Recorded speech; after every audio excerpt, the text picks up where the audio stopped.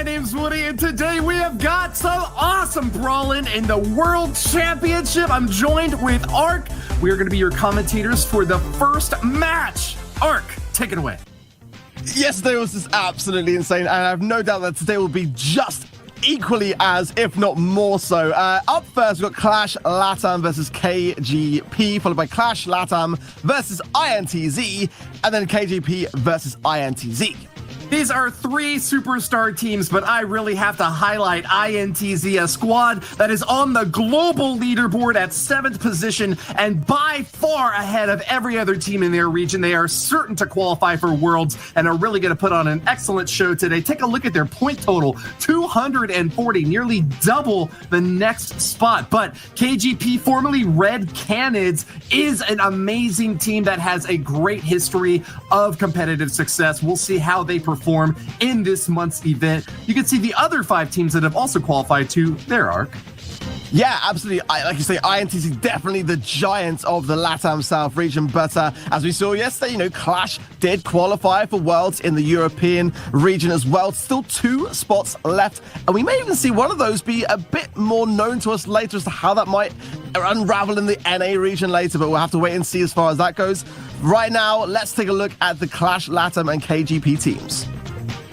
Clash brings Alchemical, Gozera, and Edinho to their battle today. They'll be going up against KGP's Grigul, Kada, and Parzival, looking for the holy grail of victory. $9,000 is the first place prize for the region this month.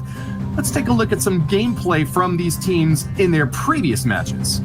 Yeah, like you rightly say earlier as well, KGP not a team to be trifled with, very, very strong. With Clash Latam have been a very, very dominant team throughout this competition.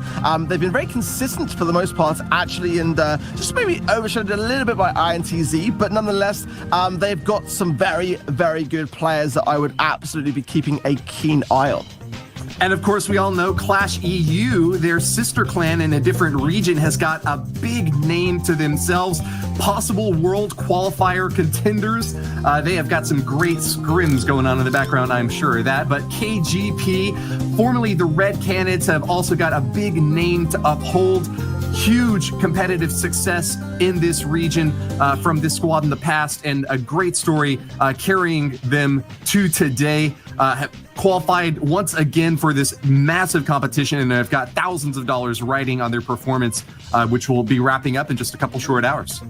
Yep, and the bans are in. Clash Latam are banning Gale straight off the bat. We didn't see much of Gale yesterday. We're not going to maybe see much of him again today. And Mr. P, who was not actually banned at all yesterday. So interesting to see him being on the ban. We didn't see much play rates actually from Mr. P yesterday either. So that'll be interesting to see play out. But the first map up will be some assembly required. The game mode will be Siege.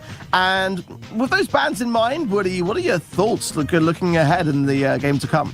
Well, I'm expecting to see a lot of Surge. He was a popular ban pick yesterday and is one of the meta options that a lot of teams have been turning to whenever he becomes available. But also a lot of Barley. He wasn't banned at all, but was played on pretty much every single map. Anytime you've got obstacles that you can hide behind, Barley is one of the best throwers in the game alongside Sprout and can get some fantastic value, area of effect control with that splash damage going everywhere and slowing enemies down with that sticky toxin. We're already ready for the first game, though. Let's get into it, Ark. Yeah, I'm super excited to see how the gameplay today is going to differ from yesterday. Now that you rightly say, Surge is on the cards here, and coming straight out the gates, it seems, for KGP. Kadu going to take that mid lane, and yeah, an abundance of Barley too. Some Jackie and BB for speed. So yeah, I like what I'm seeing right now. I like that Surge gadget as well, popping forward and staying frosty, moving all around the arena, but not catching any bolts yet. KGP pretty unlucky with the early spawns, and Clash, I gotta say, held their own in the midfield, not pushing very far in, just close enough to get those bolts, all 6 of them in their hands, gives them that first level 4 siege bot. That's gonna be some solid, reliable damage on the Ike, as KGP have really failed to defend. I mean, it really might have even been a 1 push, and it might still be. Look at this, Woody! Oh my goodness me! The fire being brought early on by Clash with a 1 push in Siege. You do not see that often. Destruction Derby for Clash LatAm, a very rare occurrence, but every single bolt in their pocket, they took it all the way to the bank and cashed that in for a massive blast at that enemy Ike, obliterating it and claiming game number 1 in this best of 3 set. Of course, we have 5 sets for these players to compete in, and the first team to take 3 of them will win the whole thing. That could be the first of 6 games that Clash LatAm needs to win this match. KGP have got to be a lot more on the defense. They've got to be much more aware. Even a small push like that, if supported by the team and the players, can really make it count. And they dropped the ball there for me. KGP definitely needs to do more and lock down these things. They are actually going to swap out Surge and bring in Spike there, which is an interesting play. And it's time for Service with a Smile. Barley coming in from both teams, and it looks like Parzival serving up those delicious pies has got the edge over Adino right now, holding court in the middle right now. He is going to be getting lots of tips for that great performance so far. Grabbing that first siege, they'll get a level 3 bot on their side, but Alchemical and Gozira can deal a ton of damage close range. They are whacking away at it and playing heavy defense early on. Yeah, it's going to be a bit of damage going down for Clash LatAm, but a quick respawn in from Alchemical X should get a bit done, and Guzera coming in with a few swipes. 30% damage by KGP, much better than the first round, it's safe to say, but they've got to hold them in control here, and definitely a bit of pressure being applied by Alchemical X in this left-hand lane, but for the most part, KGP are doing a good job of holding ground. Regal is playing this Spike so well. He could deal a ton of damage close range, but got a little bit too close that time for Guz0, whose bat can just knock enemies apart. A home run for Clash as they knock KGP out of the middle, and yet still haven't gotten enough bolts to deny them the siege bot. Down just 1, that's all it takes to give your opponents a big bot, but level 6 isn't too much for them to deal with. This Ike might still survive, and that will give them a chance to strike back again, but can they hold on? That's a lot of damage! That is a lot of damage. That's too much damage for the Clash Ike. It will go down. And KGP looking a ton better that round than they were in previous. It definitely seems like swapping out Surge and bringing in Spike made the biggest of differences for me, and a much, much different team as a result. Huge smack back right in Clash's face. KGP have evened up this race and are on pace for the reverse sweep of set number 1. Maybe they found the magic secret sauce to put into those pies and give Barley and Spike just what they need to deny Clash this first win. But it's all going to come down to this third and final game of the set. There are no ties in this siege round that we've ever seen in the World Championship, so expect to see the winners get this first bot here and now. A big advantage for Clash as they've already knocked out one of their opponents, and that's going to be a big hold on into the middle. Clash's Guz0 firing away and keeping a big lead right now for his team. Yeah, we're going to see some Brawl switch-ups as well. Both teams swapping out and going with Jean at the same time, which is interesting to see. Guikul, though, did miss a super, and that's going to be troublesome on defense now as Guzera putting down the herbal tonic there for his teammates to heal up as well. This is much like the pressure we saw from Clash in the previous round. And look at the damage, Woody. This is crazy. 70%, and it's still ticking. KGP cannot stand to take another bot at all. They have really got to establish themselves in the midfield super fast and get that bolt count up, because Clash have got a lead on them already and are stacking even more metal on their side of the arena. Adino grabs another bolt and will deny Guigle access. They are just some really tanky brawlers there on the side of Clash. Adino doing a fantastic job denying access, and that might be all she wrote right there. A level 6 siege bot can definitely get 26% damage. Will KGP be able to defend? Oh, absolutely. I think that in the first round, Clash did it with like a level 4, and they could do it in a 1 push. So, yeah, easy damage raining down by Clash. They will take this first set, but it was a bit of a back and forth affair. Clash finding their footing again in that third game to bring it home. They swapped out Spike. I can't believe that they got a great win in game number 2 and then gave up what might have been their biggest pickup there. But hey, you got to try to predict what brawlers your opponents are going to be bringing and respond in kind. They both went for Gene that time, and as you can see, Guigle there getting a pretty good pull as Gene can work very well on both offense and defense to deny access to those bots and also to grab enemies that are holding on to bolts, but just couldn't get the pulls that they needed that time. Pretty close stat line here, though, as KGP actually had more damage dealt overall, though they couldn't get it onto the enemy Ike. Yeah, that's exactly right, and I do see a lot of people in the Twitter scene. Actually, let's talk about the next game mode up next. First, it's going to be Heist, Tornado, Ring. So definitely some different brawlers to be in the mix here. I doubt we will see Gene here, but I do see a lot of players saying that they feel like the Gene meta is no longer a thing. That Gene's a bit weaker, but I've got to say, from like an esports perspective, we do see Gene turning the tides way more often than not. But it's just an interesting thing that the pro seem to think that he's not necessarily in the best of place despite those turnarounds. But going into the next game mode, we will definitely see an abundance of brawlers that we didn't see in Siege, that's for sure. Well, that's what we love about a game like Brawl Stars. It's got dozens of brawlers to choose from. If you can find one little niche opportunity to make use of a brawler that most people have forgotten or haven't been practicing with, that can make all the difference between your standing as a world's finalist. Big hit onto Surge, though, as Max, played by Kata here, is going to get a chance to fire away at that safe. This is going to be a fast-paced hit early on for KGP. We've seen the Heist meta really shifting toward these base race-style all-in attacks on the enemy safe, and KGP so far not taking that route, but still doing some excellent damage against Clash. Yeah, good pressure being applied by KGP. I've got to say, I kind of question Surge here by Guzero, to be honest. Surge is a great brawler, but look at the damage that's raining down. I don't feel like, unless you've got those stacks very quickly, and Guzero goes down, that's going to put him back to the default stack. Yeah, it's a big hit on a Surge when they go down this early, trying to get that super charged up and get those promotions.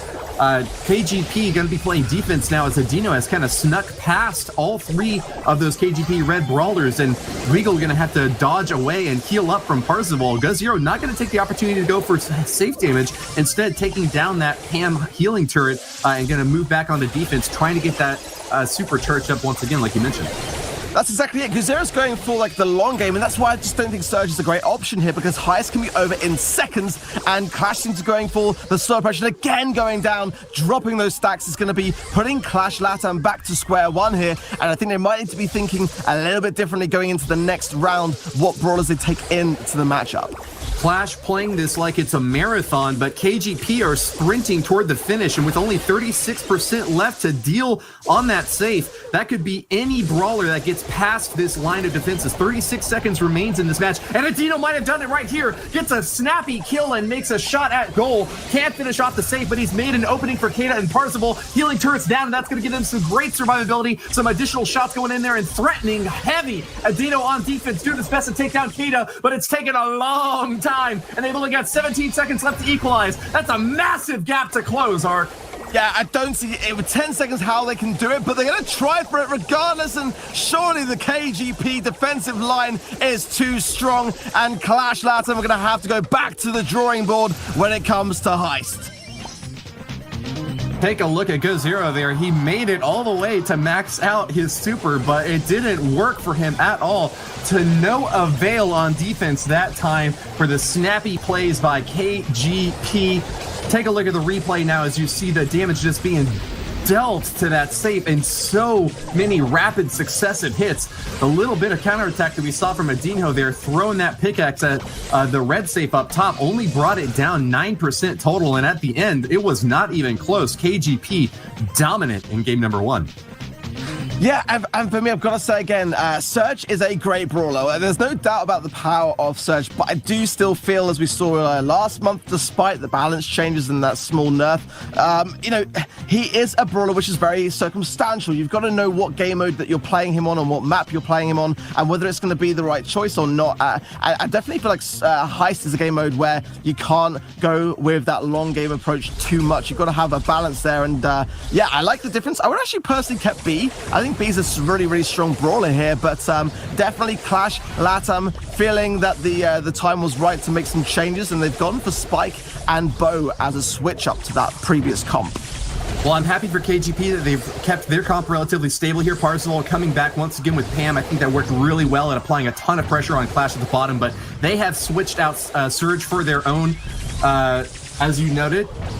Good switch up here and going into Spike, who worked really well in Siege early on. Look at that damage, just knocking Kada apart with one well-placed shot, able to take down Brawlers with little difficulty and hiding so well in that bush. It really takes a 2-on-1 for KGP just to contest as Go0 and Guigle take each other out. Yeah, it's definitely better from Clash. I think that the comp's helping out, but I gotta say, I do still feel like KGP will have this one. They've got the max for the speed boost and the unpredictability, and Pam with such a widespread range gets the takedown there on Alchemical X. We did see Tribe experimenting with Bo on this particular map. Yes, they didn't dwell too well for them, so I've got a question, despite the power of that tripwire gadget, which we might well see here, if Alchemical X chooses to pop it, didn't quite time it. He's actually still got it, he's retaining it there.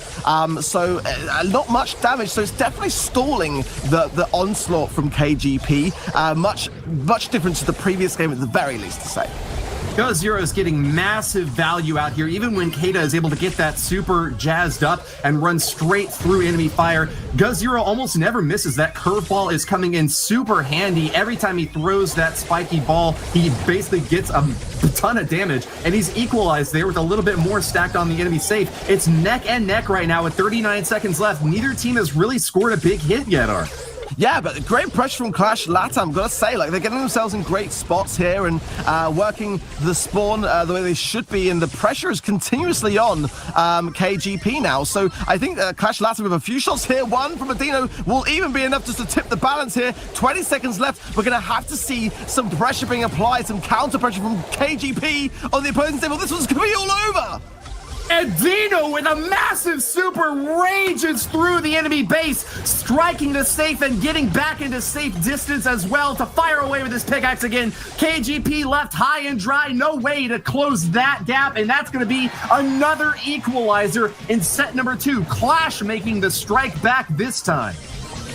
Got a hand to Clash. They are adapting and changing and not staying firm and stubborn towards brawler comps that they may have had success with in their practicing in their scrims. So yeah, I think that for me, the best teams are those that are able to show signs of doing just that. Changing things up, switching things up, remaining unpredictable for me is always a good sign, and getting Surge for me, definitely the right call there.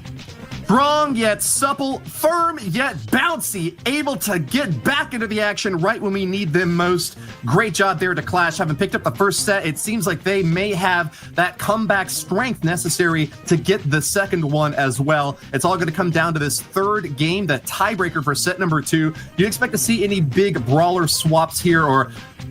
I feel like they've reached homeostasis. I feel like both teams had a pretty good setup. It's just all coming down to tactical play.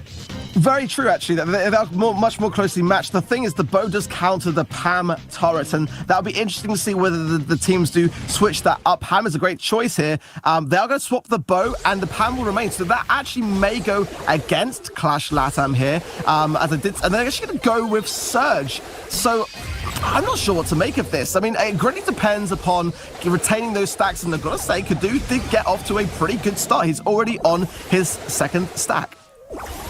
Big defensive setup here from KGP up top. Fearful of any shots from Go0 and Adino coming in. This is a heavy brawler, tanky comp that Clash have brought in here with Daryl, Rosa. Those are going to punch straight through and deal a ton of damage. They even let Guigle make it past their line of defense and are not going to be blocking him at all. Instead, going for the base race. All 3 Brew Brawlers are on the safe, and they are firing away on all cylinders. That is going to be it. That red safe has no way of standing up against such mighty force. 13% left on Clash, but they have done it. Victory for the blue squad as they take a 2-0 set lead.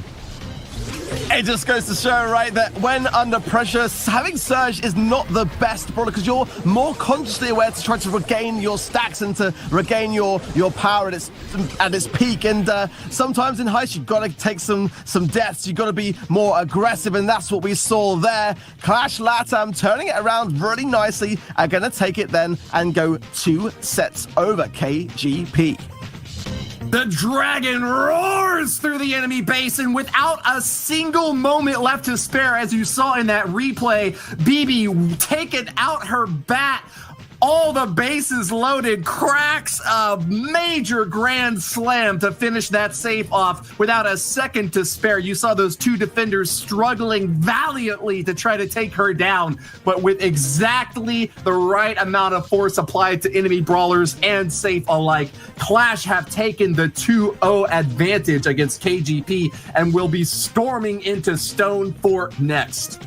Yep, Stone Fort, gem grab game mode, and we've already seen both teams experimenting with Bo and Pam, which are two of the best brawlers for me on this particular map, but Mr. P was banned, so we did see that was the only instance, I believe, that we saw Mr. P yesterday in those regions, so not going to see that on this map. He would have been a great call, or some Tara to be able to reveal using Gadget the opponents that lie in wake in those bushes, so definitely a lot of brawler choices here for me on this particular game mode.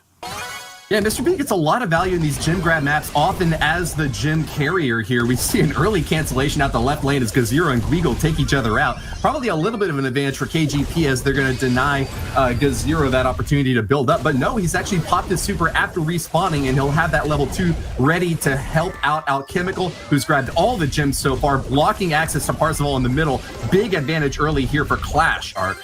Yeah, Clash doing a pretty good job of collecting bolts, but Guico trying to put pressure on here. Missed a couple of shots, didn't quite connect with Alchemical, who's going to go pretty low as Kadu comes in. But for me, this is going to come down to which of these two teams can regain their surge stacks and apply that pressure to sort of pick up those kills consistently. And we have seen both sides going down. They're on equal stacks right now. And Clash Latam, though, still regaining mid-control. Kadu very low here. Is going to have to consider using Gadget to retreat and walk away, but very low on that side of things, and just gonna have to rethink the aggression there a little bit for me. Alchemical has thrown down the gauntlet so many times, and KGP have not been able to keep pace against a Clash squad that is picking up gems left and right. Mine set up in the center. This is a super tough nut for them to crack. They're covering on all edges, but seem to be going down one by one. KGP have let those gems spawn just a bit too much in the center, and with one more, Clash will be able to start the countdown. Kada is going to be able to grab one of them, but there's two more sitting right underneath those trip mines. That could deal a lot of damage if he steps on them. He dashes out, but is that going to be enough? I think that was a great play from Kadu. I gotta say this is much better from KGP, applying the pressure right when they need it to try to buy time and not pick up gems to the middle. I think it's kind of a smart idea to just leave them there. You can focus on positioning then and just go for a quick grab and get multiple at that process in that same time. But Guzera is amazing. Oh, that's huge. Kadu just popped his next stack, and he's gonna have additional range as a result of that. This is a terrifying spot for Clash, so far ahead during almost the entirety of the game. Late game has really switched favor to KGP, up to 10 now, and with that countdown started, it's all up to Clash to get another gem and stop the show. Parzival won't have any of it. Swimming through the center, he gets those gems on his side. 12 of them stacked up means defeat for Clash. Wow, I mean, who would have thought, right? Clash were in such a great position of control for seemingly most of the match. And then on the 9th gem, couldn't retain it. Started to lose positioning as KGP started to redesign their team and what they were going to be, where they were going to be applying the pressure. And what a great turnaround for them, and they come out on top. I feel like Clash were playing brave and brash so many times in key situations throughout the early game. Alchemical tossing his Sprout Super onto the enemy entry point into the gym spawn area, denying them the ability to retreat back through that main channel of travel. And yet KGP weren't fighting for it in the center until the very end. They turned it on so quickly, gassed up, and made it past the finish line before Clash even knew what hit them. Massive comeback for KGP there, and they're going to need to do it again to keep pace against a Clash squad that has a 2-0 set score advantage on them. But fair to say, it wouldn't be the first time that we would have seen Clash Latam today with a reverse sweep in these sets. So I've got to say that they do seem to be very much aware in that respect of what to change, how to change it, and how to kind of recollect themselves as a team to do better next time around. They're going to keep the same comp, and KJP are going to swap out to go with Gene. Gene, I think, is a good brawler to have here. The only thing for me is with this particular map, you do depend a lot with a Gene pool with support from your teammates, and with this wide spread, as you see with these lanes being so wide, the question now for me is, will Parcel get the support from his teammates when he makes a pull? It's going to have to come from Kadu, because his other teammate is playing Piper and can only really help on those pulls from a long-range perspective. That photosynthesis so helpful for Alchemical X. Look at that! Survives with 12 hit points as he retreats back to safety with his 8 gems. A huge lead for Clash, and it doesn't seem like he is going to crack at all. Alchemical on defense will nullify Kada, and that will give them another opportunity to grab those last 2. Parzival holding court in the middle is really far behind on the gem count, but KGP have done it before. Can they do it again? Grabbing control of the mid is all it takes to get that gym count back up, and with the fighting roaring on, I don't know if it's going to go one way or the other. What do you think, Art? That's 10. He's doing a pretty good job. He's on countdown, but I've got to say, Guikul is doing a great job of pinching this from and redesigning the map. But with 10 seconds, the question is, he goes down. That is going to make a big difference here. Parzival is not going to be able to do much. He's going to get body blocked massively here, and all alone, he's going to go down. Clash Latam will be safe, but only just clinging on then in gem grab. Hey, a victory is a victory. Nice heads-up play by Alchemical, even at the end there, popping that super to defend himself and deny access to the enemy brawlers closing in on all directions.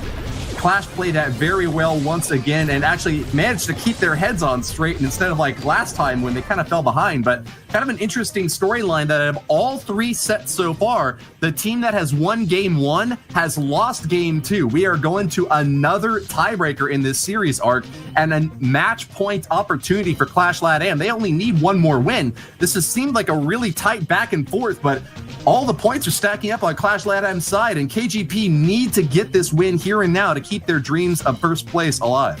Yeah, spot on, exactly that. And I think for me, KGP needs to rethink the Piper pick. It is a bit of a gamble, I would say. It's a bit of a tough one to make work. They were making it work, but what if Clash lets them go with Rosa? How are they going to handle that kind of situation? So if they keep that, I will be surprised. And if they do, they are going to go for it. So they're going to take the risk.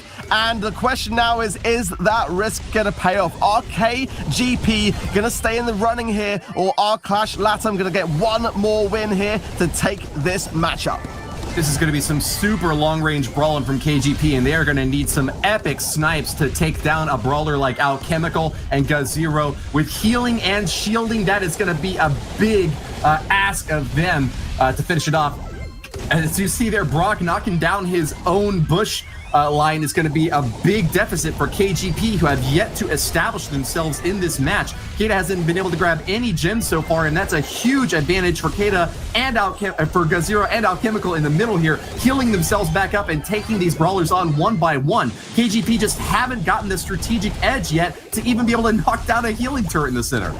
Yeah, and worth noting as well that Kata's used multiple gadgets now and surely has probably either got 1 left or none at all, and Clash LATAM are going to be absolutely safe and sound on countdown, and this is looking like a very strong performance as Parzival going down will make a big difference to whether this countdown can be reset. Good Zero says it's all over. He's spinning already. Clashing and smashing, the Dragons have done it, roaring through with an overwhelming victory. This 3-0 set score tells the whole story, folks. Clash is dominant in the first match, smashing KGP to bits. Yeah, I mean, you got to say, there was a couple of questionable brawler picks for me from KGP. They did pretty well for the most part in the first rounds, but then just couldn't retain it through. And Clash LATAM for me just showed good, clear-cut signs of being able to adapt and switching things up. And that, for me, is what led to that victory. Take a look at the stat line now. As you see, relatively even damage dealt from both teams. It was neck and neck through most of their tactical play, but Clash far and ahead, the better squad here in this 3rd set, thanks particularly to excellent plays by their Sprout, holding on to those gems, retreating right when he needed to, and keeping them safe on the back line. What have you got for us, Falcone? Thank you, Woody. What I've got for you is this very basic information. I'm a simple man, and when I see a Gene do a ridiculous pull early on, they're likely to be my MVP. MVP in that game is going to go to Alchemical. Oh, wow. I mean, what a great way to start the day to start with. That was quite a one-sided match when all was said and done. But yeah, I'm going to MVP Alchemical. There's something so powerful about seeing a Gene pulling opponents into your defense zone in Siege and watching them get mowed down by your Ike. As Bo in Heist, he pushed the enemy right back to their safe and used smart minds to keep them there. Later on, we saw a very speedy game as Daryl. And then finally, we got Sprout in Gemgrad, preventing the opponents from going anywhere near the center.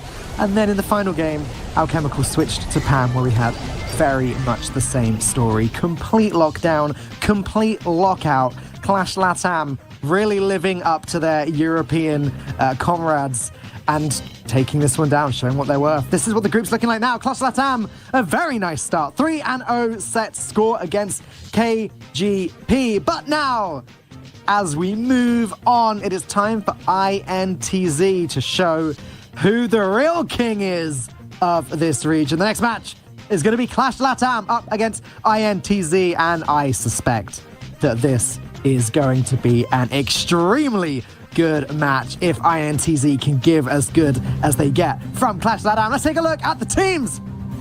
Firstly, Clash Latam once again, Alchemical, Gazira, and Edenho. Edenho claims that as the meta has changed over time, so too has his favorite brawler, which is currently Spike. It seems like Edenho likes to play the best, and I like that. Clash Latam agree across the board that the strongest gadget in the game right now is Tripwire, Bo's second gadget. The ability to instantly detonate Bo's mines is very strong. We'll see if they can put that to the test against INTZ. It's going to be Matthias, Consti, Guido, and Marcel.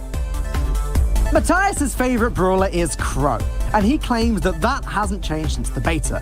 The mechanics of how you play Crow now are identical to how it's always been, and that is just the way Matthias likes it. According to Consti, INTZ really excels when it comes to brawler knowledge and knowledge of the meta. These are two very important factors to be successful, but are INTZ really the best? We are about to find out with our second match of the day. Thanks very much, Dan. Woody. We just saw Clash dominate KGP, and now they have to go against INTZ, who I feel are going to be slightly more formidable opponents coming into this series. Oh, what makes you think that, Trip? I wonder. I wonder. Lots of things to ponder, but let's just jump straight into the bans. We got Surge and Poco being removed. Surge was let through last time, and while there was good attempts from KGP to find value, it didn't exactly become a star pick that we expect from Surge. Yes, of course, INTZ, the top team on the LATAM South leaderboard, already qualified for Worlds. Is going to be a very difficult opponent for Clash to go up against. But Clash have done it before. They knocked apart Red Canids ranked higher than them. Can they do it again? A $9,000 first place prize sitting in wait, and it's going to come down between these two teams. Springing into action, Clash are going to waste no time at all with a super fast comp here. Max and Bull are already on the enemy safe, and Matthias has got a big task ahead of him if he's going to defend against these two mighty brawlers. Oh, it's a blessing that he was able to get the super up. You'd expect him to be able to finish up Alchemical, but he wasn't able to, Woody. Look at the safe, it's still being burnt. They're going straight bait trace to open this one up. And the super might be enough, but they just get back in time. Clash Latam. They want to keep the momentum from their 3-0 series rolling.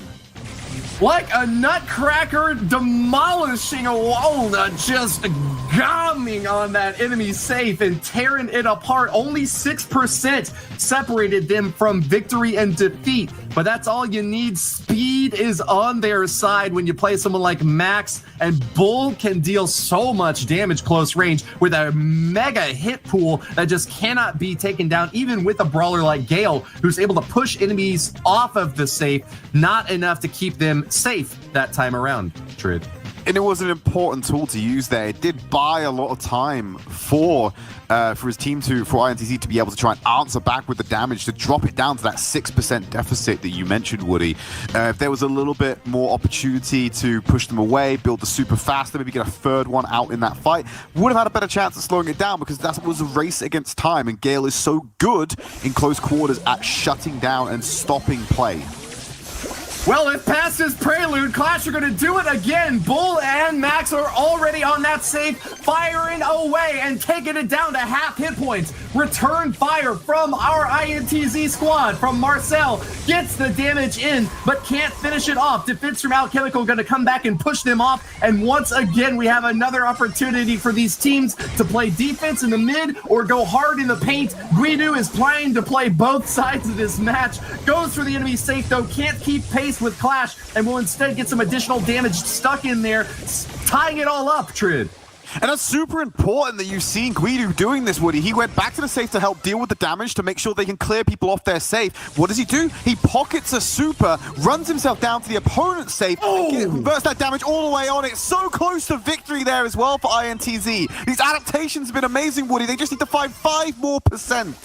Bull shaking his horns on the enemy safe, but missed that last shot for the victory. INTZ have got a little bit of work left to do. Guido's gonna do it. Tosses the last bottle, and that's it. Ties up set number 1 for an epic kill. And like I said, Woody, that's off the back of them allowing Guido to come back and stop that aggression from the Bull, from the Max in that first play. Matthias needs help, and that's exactly what Guido's doing by allowing to layer that extra damage and get them off the safe, make sure it's not delaying, but actually negating the push. Picks up the super, walks down the lane, chucks that last call on top of the enemy safe to find value in both defense and offense. Great play. Bull tastes great, but you need a nice drink alongside it if you're going to have a complete meal. Guido serving up destruction as Barley there with some fantastic play in the midfield. A versatile brawler, especially in a heist game mode where you have to be able to play offense and defense at the drop of a hat. Barley is the man with the plan, but they're abandoning him in game number 3. It's going to be a rapid fire succession as all 3 Clash brawlers jump in once again and are going on defense now this time. Yeah, they're going to be able to use it. Interesting decision to put their spring platform on top of their safe, because now they've just lost out this base race. They've got 3 members of INTZ on the safe. Clash have only got 2. They should be able to out-damage them. Go Zero! Go Zero! Oh, the super! Pushes them back. It's that delay we're talking about. He has to be able to get it! What an amazing play from Clash! Zero single-handedly providing the defense that they need and knocking INTZ apart as Adino and Co are able to finish off all remaining hit points on that top safe. Wow. Check that replay again, Trid.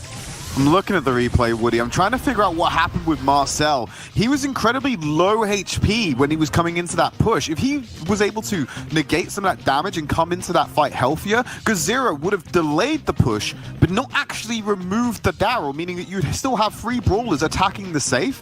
And INTZ may have been able to pull out the victory there if we didn't find him going down early like he did to Gazera's first super and follow-up damage. So, yeah, whatever happened in that first engagement just set INTZ up for failure on the rush, and an amazing play from Gazera to capitalize on that. Yeah, Go Zero, call him Gale Zero now. He was so effective on defense, and that's what happens when you get a ban set up like Surge and Poco. Gale still available means that once he respawns, you're basically going to get no damage on the safe until he's out of commission again, pushing all enemy brawlers off. They were just stacked so perfectly for an attack like that. If I were INTZ, I would want all my brawlers spread out on different angles to deny the ability for a brawler like Gale to play such clutch defense. But Clash have done it somehow, some way. They got the first win in set number 1 and will be moving on in the leading position. Our game is already underway. Yeah, keeping it nice and fast. Don't want to lose any of that momentum, Woody. We're rolling out onto Bounty. Mr. P, Tick, and Sprouts for the side of Clash. They got the Jackie. Matthias getting into the face of Clash right now. Punished correctly right there by Gozera and Alchemical. Bounty's the name of the game. It's all about getting those kills. A little bit of an advantage for Clash as they pick up a second kill. Gazero surviving a massive Sprout blast in the face, but you can't overwater a plant this strong. He's going to be healed back up thanks to the photosynthesis. The power of the sun is on his side, Trid. Oh, and that's a lot of power. You need a Dyson Sphere usually to capitalize on that one, but don't worry, they're still able to pull out and convert that into all that precious energy. Gazera, once again, throwing out damage onto Guido. Alchemical from the side with his off-angled briefcases. You have to hit them. Matthias has to find a way to get onto this backline of Clash. He's doing nothing right now, and they're sitting in a deficit. He needs to go aggressive. He's got a gadget that's going to allow him to speed up, but finding the right opportunity to do so is going to be tough when he's just constantly getting poked. Harnessing the energy of nuclear fusion, a Type 2 civilization on the Kardashev scale. Clash LatAm in the lead and pushing INTZ back into their own spawn. This is the magnetism of such a huge team picking up a big win in round number 1. They are going to take it all the way that they can, and even with some huge damage coming in from these two throwers, Guido and Marcel doing their best to keep pace. They still haven't gotten a single kill yet, Trid. No, they only got that initial star, Woody. There's 20 seconds remaining. They're going to wait for this wall to erode. They have to find a way to get on to Clash. Matthias already chunked down low. He will have time to heal for a final rush with 10 seconds remaining. But Marcel cannot go down here because otherwise it'll be insurmountable. Matthias pushed back by the head first. Woody, they got 5 seconds remaining. They're not going to be able to touch. And it looks like Clash is going to take the first game. My goodness, Trid, I don't know what I'm seeing. My eyes are bulging out of my skull watching Clash do it again and again. This squad is unstoppable this month, and this INTZ team at the top of the leaderboard seem to just be shrugging it off, but at what cost? They're going to miss out on the $9,000 first place prize for this region, and their pride's on the line too, Trid. They're a world qualified team. Why are they letting this Clash squad knock them around like this? You don't want to be in a situation where you're having these questions raised about the caliber of team being sent to these world finals. You've secured that spot. Your duty for the last remaining monthly finals is to prove that you are coming from a strong reason, to prove that you are the best case to represent your region. And if you're getting slapped around quite dominantly by Clash LatAm, who aren't actually going to world finals, that doesn't send the right message to the global competition. All right, well, they're slowing down a bit in game number 2. Neither team really going to make that play for the center star yet. INTZ get that advantage position thanks to Matthias's aggressive spot there, but Guido barely survives on his way back out. Going to have to pop that gadget to heal up again, but yikes, a kill from Clash is going to deny access to that Jackie, and they're going to hold on to the lead once again. Mr. P ripping through these brawlers, tossing that briefcase over the wall. You can't stay safe from any spot in this arena.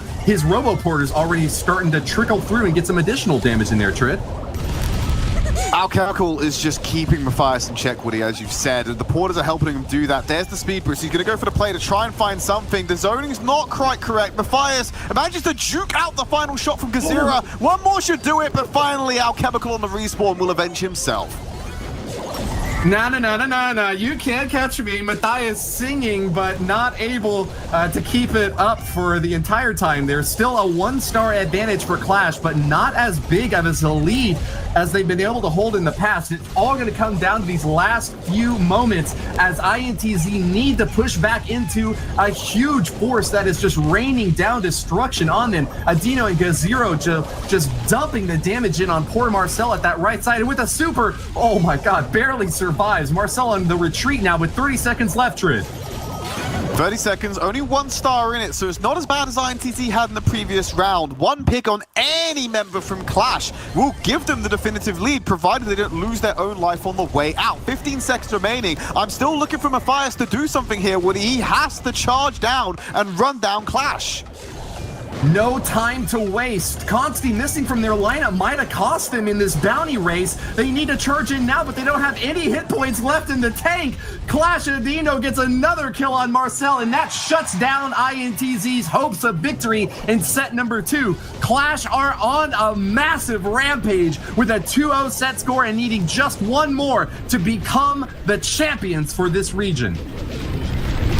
This has probably the fastest we've been able to crown a region champion at one of these monthly finals, Woody. If Clash keep on this pace and they provide us with another 2-0 in our third set, yeah, I think this is one for the record books of most dominant performance. They're just blistering through this series, unchallenged. When it came down to that last map, it's all about this Jackie pick for me and the lack of value it's finding. Clash Latam are playing incredibly well at keeping him at arm's length, not letting Matthias get in close. And when they do, they're using sprout walls and they're using damage which is thrown over terrain to keep him in check and make sure that if he does take him, you're equalizing the balance by just taking him out on the exit, because his health is burnt so much on the entry.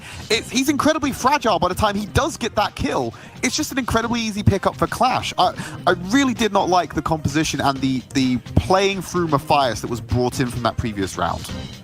Cheese and rice, my sweet lord. INTZ couldn't even get half as much damage as Clash dished up in that last bounty set through the stats that you just saw on your screen there. That's a massive gap to have to close, and really incredible, especially when you consider that they don't have to focus on any other objectives. All they got to do is knock enemy brawlers down. INTZ, as you noted there, Trid, really kind of failing to adapt with their brawler picks to a big hit early on from Clash. But we're into Brawl Ball now, where it's all about getting that ball past the goal line. A huge lead for INTZ as they're coming out swinging early on, and man, have they really hit their stride in set number 3. That's kind of a damn if you don't moment for Adinho there. He walked into the last call, but he knew he was going to die from the position he was in anyway. Might as well respawn early and make sure you're here to defend it on the goal line. Another last call from Guido zones everyone in. Gozera using that shield from respawn to be able to come out and try and put up a defensive line. But INTZ are finally locking Clash into their spawn. Going to pass the ball back into the center field. Alchemical, he's sitting on a magic hand. Could use a hook to try and find someone and get an early lead in this fight. He's going to find Marcel. There's an easy pickup. Matthias moves in. Could go for the super hit. Knocked away by Gozera. The Guido's gone down as well. Alchemical can move this forward.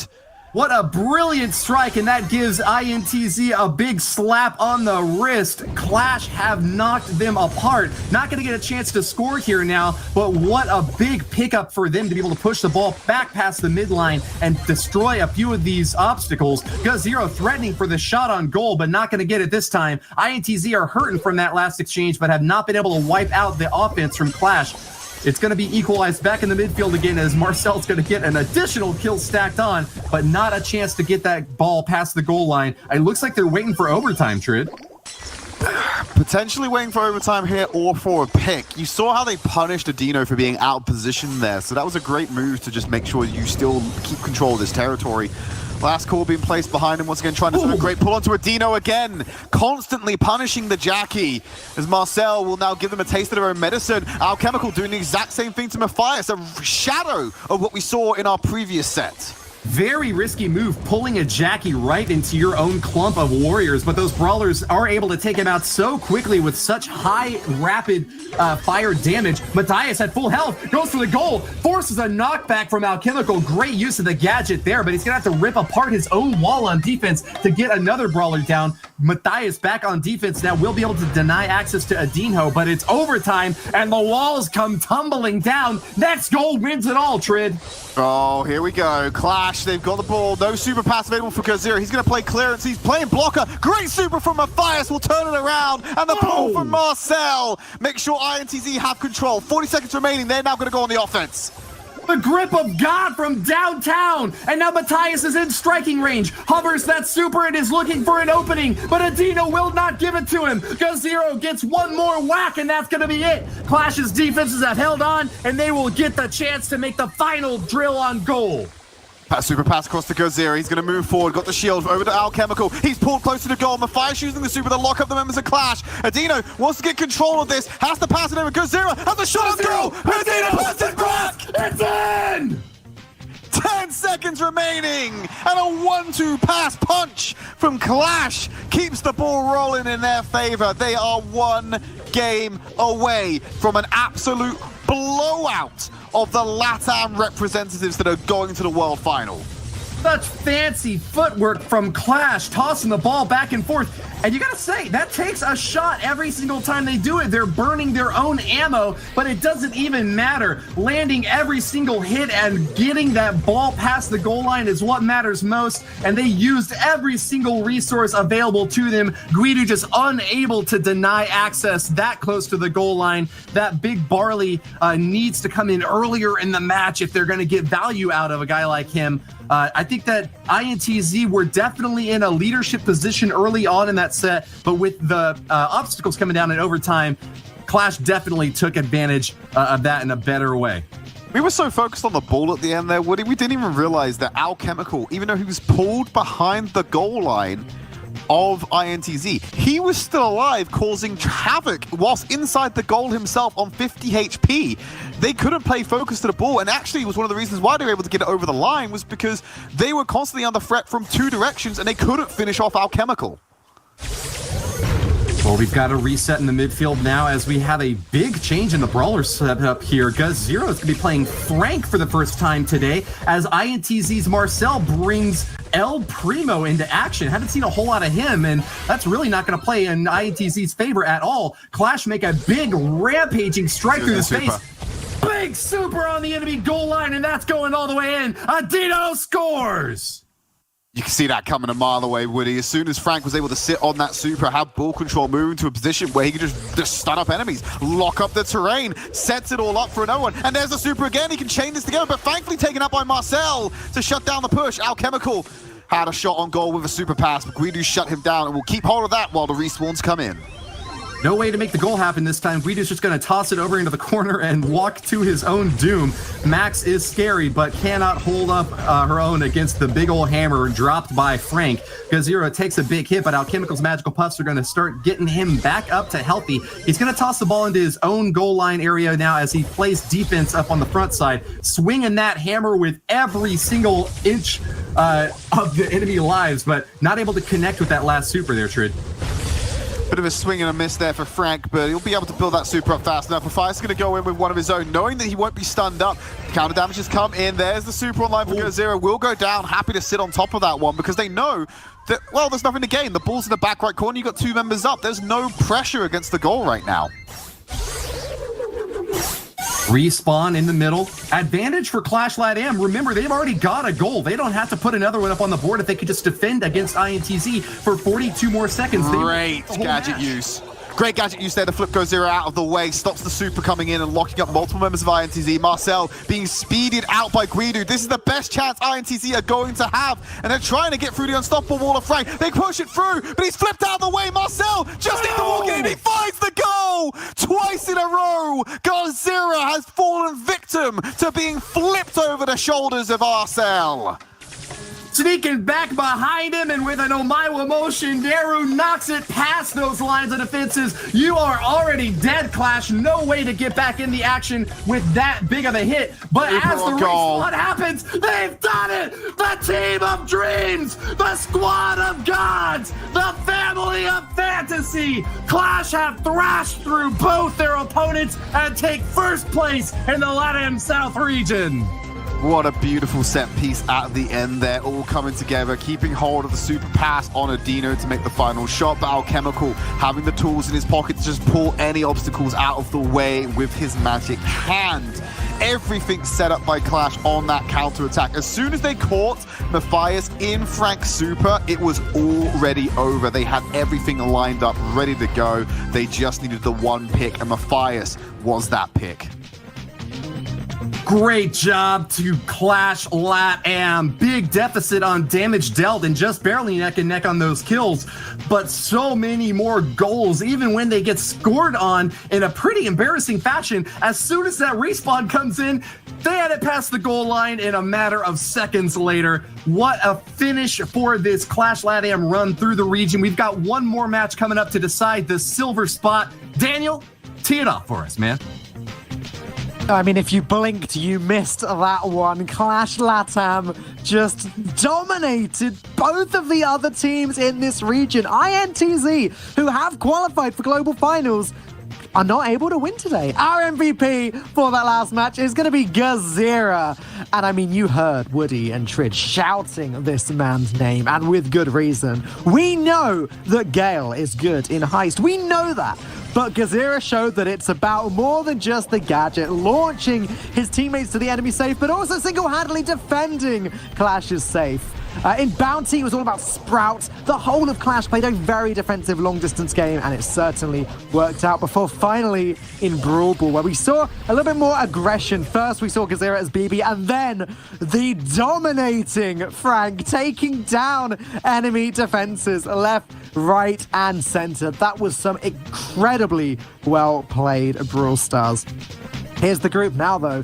INTZ and KGP, both having lost to Clash LATAM, are now going to be battling it out for second place. And you know, there is a lot of prize money on the line here. Every month, they're playing for significant amounts of money. But for KGP, for Guigul, for Kader, for Parzival, up against INTZ, Matthias, Consti, Guido, and Marcel, this is the only remaining match in the group. Who will take second place and who will be leaving with their tail between their legs? Let's check it out with the next game. KGP. Bo is Parzival's favorite brawler. According to Parzival, Bo has only gotten stronger over time with buffs, and especially his new gadget. That's not the first time we've heard that today. The whole of KGP claim their strongest game mode and map is Bounty on Deep Danger. Some of these Bounty games are wild. I'll be really interested to see if that comes up against INTZ, who were a little bit less sure about their favorite map and game type. Consti claimed that their strongest map is Crossroads, a heist map, whereas Matthias and Guido said that Gem Grab is their strongest game type, and Marcel believes that Brawl Ball is where they excel. I guess they're just great at everything? Matthias said that his teammates' greatest strength is the ability to play well with all of the brawlers. This is good. We've seen a lot of variety this month in particular in the monthly finals. So the ability to play as every brawler well is important. Let's see if it pays off in the final match of the group. Thank you very much, Falcone. What an amazing day for Clash LATAM. I mean, that was like just one of the quickest matches we've had all year, I think, Trent. Yeah, that was the 112 right there. That's the speed run for sure. So let's pull up some bands, keep the show rolling. Maybe INTZ and KGP, off the back of their crushing defeats, can find some semblance or some takeaway here from their last series of the day. Jackie and Surge being taken away respectively from both of these teams. Let's pull up the maps and have a look at what we're going to see for this particular series. Yeah, going straight in to Snake Prairie for set number 1, the Bounty game mode. Yeah, Jackie being banned. I can't remember the last time we had a Jackie banned. I mean, certainly not since the balance changed to her, and I think she's in a pretty good spot myself. So interesting. I guess there's definitely been a bit of a look towards the upcoming maps, because I don't think Jackie would have been one of the brawlers that I would have imagined being seen in Snake Prairie myself. Probably some Bo, I'd imagine some Tara and that kind of thing, right? Yeah, it is a bit of a weird ban. I think we only saw Jackie banned like in the first month of the first monthly final after the release, maybe. And then since then, it's been kind of like, oh, okay, whatever, you pick Jackie. Like... Well, no surprises here. The early Bo totems in motion, and we are going to see double Sprout, which again is a bit of an odd choice for me in Snake Prairie, to be fair. But I guess placing down the super wall does eventually disintegrate to leave a line which can block off areas of the map. We'll see that in that top left corner in just a moment. And Mr. P makes more sense to me here. So the porters will seek out brawlers on the opposing teams to find their location within the bush.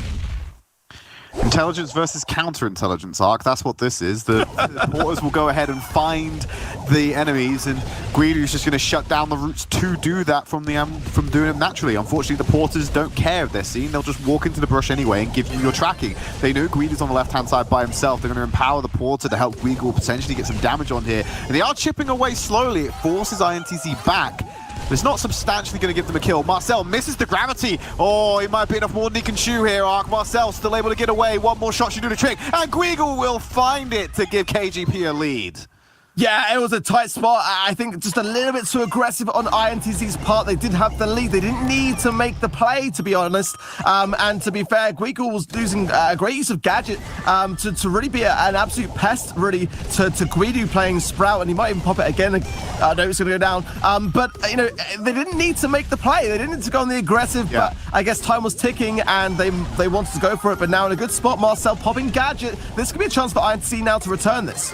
This is all on Marcel. He has to land something big here with the gravity. He's got 8 seconds remaining, pushes forward, jukes out the damage, but he's under so much pressure right now.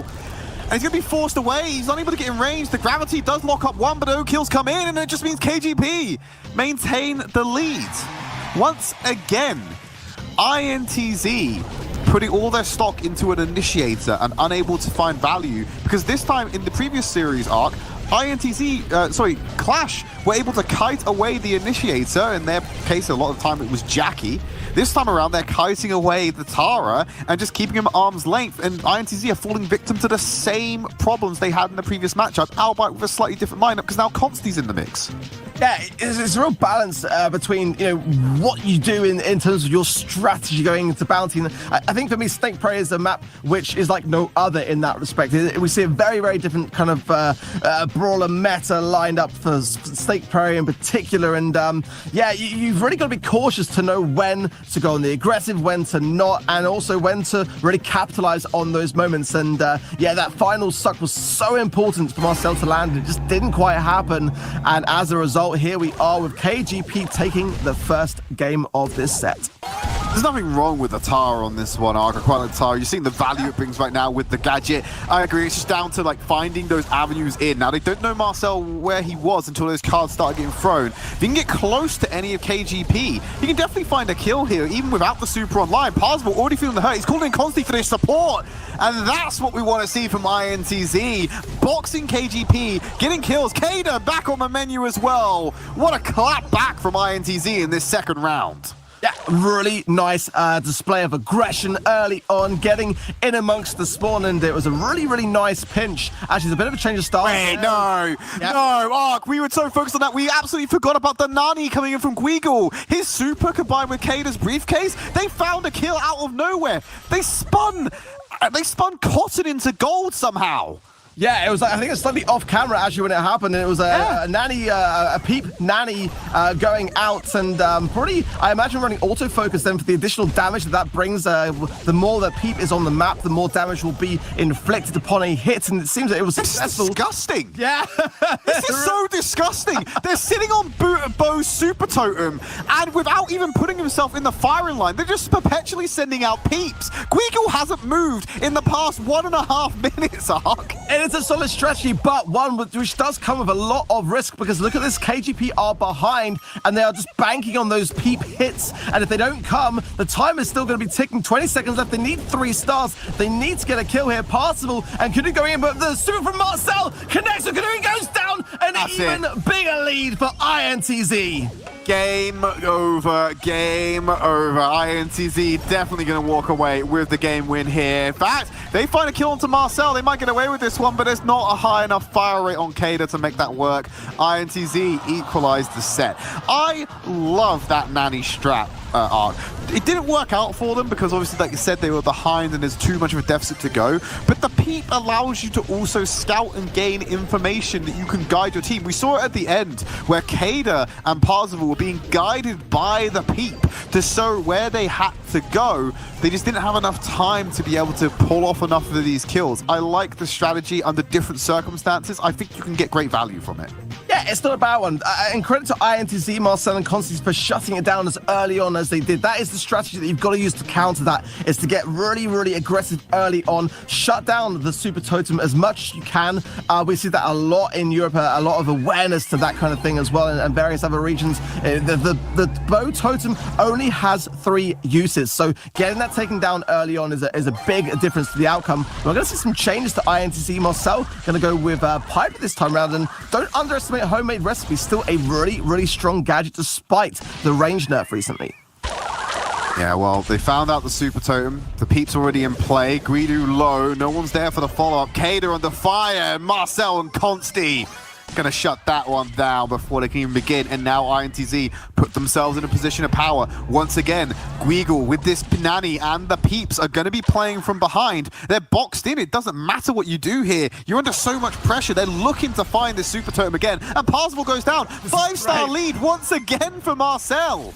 Absolutely great plays from INTZ. Absolutely, again, just reiterating what I was saying about the strategy, the counter strategy to this idea. And already 2 super totems are down. The lead of 5 stars to nothing. And despite it being a really smart idea to use Peep to scout and to gain stars, ideally if you can connect with one of those Peep hits after a long duration of time for the additional damage, it's still, for me, INTZ are all over this game right now. And it's so hard because the Peep is going to be out there on the field trying to guide Parzival and Kader, but because of the super being dropped down, and look how many of the bushes have been destroyed already, they're going to know where Kader and Parzival are. The element of surprise is completely gone, and with those bow traps being set down as well, that cuts off the only path they were going to have to sneak in anywhere.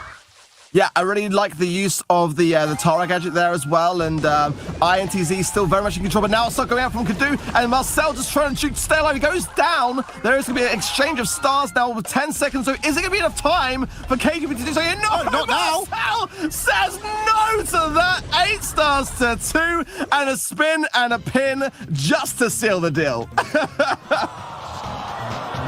I didn't even know if Guigle was going to get that last Peep off to try and go for the equalizer. But when you lose a member on your final push and you open that deficit up wider, you've got no option. INTZ going to take set number 1. The first set of the day that's not being claimed by Clash Latam, I think. Yeah, you could well be right there, actually. Here we go with the scores. My goodness me, 17 stars to 9. INTZ were all over the game in terms of damage, in terms of kills, and in terms of those all-important stars. Much better from INTZ than we've seen today, and obviously they still very much have their eyes on the prize when it comes to the prize money today. That's interesting as well. Like 2 kills. I don't know if the stats are correct there. 2 kill difference in favor of INTZ, yet an 8-star difference. So what? They're averaging 4 stars a kill on that to make that happen.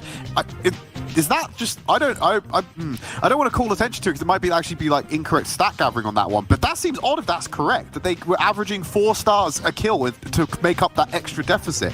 I don't know. All my maths is just completely wrong, and I'm just not doing anything correctly here. Or maybe I'm looking at this wrong. It just seemed odd that that was the difference. It's so jarring between kills and stars. Yeah, they were fine. It's the higher the bounty, the more advantageous the kills to get in return. So yeah, I mean, in Siege again, like, you know, getting those bolts is going to make a big difference. So we're going to be looking to see how many of those bolts that can be banked. And yeah, in general, like the more of anything that you can gain in any mode, it's going to work out better for you in the long run.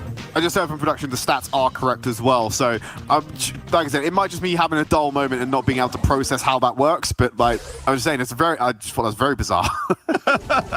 Let's look at the comps here. We've got a double Sprout and, well, actually Gale for me is the one that stands out, and INTZ constantly making quick use of that. I think they might have even used the jump pad to get into the mix early on. Marcel spinning with Kadu as if to say hello, but the lockdown is there, and I wonder whether behind the scenes INTZ are as friendly as this. I'm sure that they are very much all about the competition. Maybe trying to get inside the heads of KGP as it seems to be working. Parzival is setting up the Gale crying pin as a result. Siegebot level 3 is going to make the connection. That is a lot of damage for level 3 Siegebot, purely because you were just able to leave the bar lead to his own device on the left-hand side. Aggressive counter push coming out. Constanti's there to save the day of a super zone to keep Guido up and maintain some of this mid-control. No bolts being captured by KGP. Marcel and the rest of INTZ want to hold on to this lead they've gained for themselves, but Parzival's going to come in just as fast to try and help out with that spring platform. Finally going to clear him away, but INTZ have taken that early lead. Yeah, they've got the early lead. They've got a lot of early damage in that first push as well. And here's another one coming in. And Marcel has already shown the sad face. You know what that means, Trid? It's going to be an INTZ moment of aggression, I think, coming in here. And the Sprout Walls have deflected. It might actually be okay for KGP. They might live to fight another day. But the walls, the shots over the wall here from Guido. And Consti goes down. It's going to be enough. INTZ will take the first round. The residual damage from Barley's bottles, as well as the constant spam from Sprout, were able to close that one out, Ark. And you gotta say, credit to KGP on that defense, able to use the Sprout Wall at the last possible moment to maximize the duration on the detour that the Siege bot has to take. Then you throw in Constance's super to push them, not only the Siege bot, but also Marcel back to disengage him to buy more time. They did everything they could on that final push, and I feel as though their defense on the first Siege would have been stronger. They could have potentially tried for the last Siege there, but they just didn't have enough HP to play with. Yeah, it was a monster first push, 70% damage. And more often than not, we do tend to see that once that amount of damage has been done early on, then it doesn't seem to go any other way. It's a very, very rare occurrence to come back when you're 70%.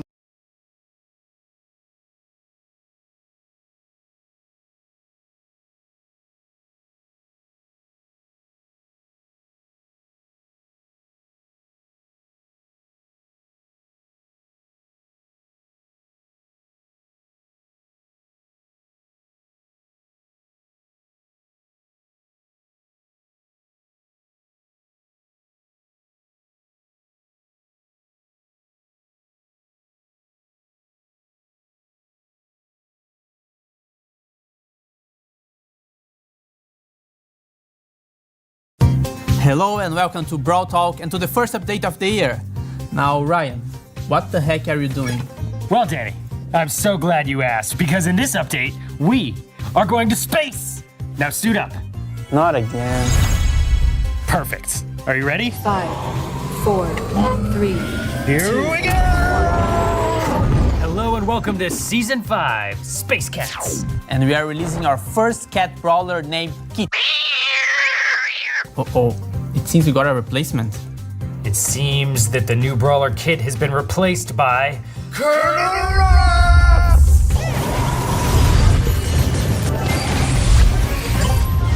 Welcome to Season 5, Star Force. Colonel Ruffs is the colonel of the Star Force spaceship.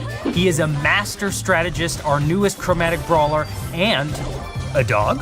Now, for Ruff's main attack, he shoots 2 parallel projectiles that when it hits a wall, it bounces. So it's kind of like Rico's, but a bit different because it's 2 at the same time, so you can have like interesting results. Colonel Ruffs is a support brawler, so for his super, he brings down a supply drop from space that can damage enemies when it lands and brings power up for your team.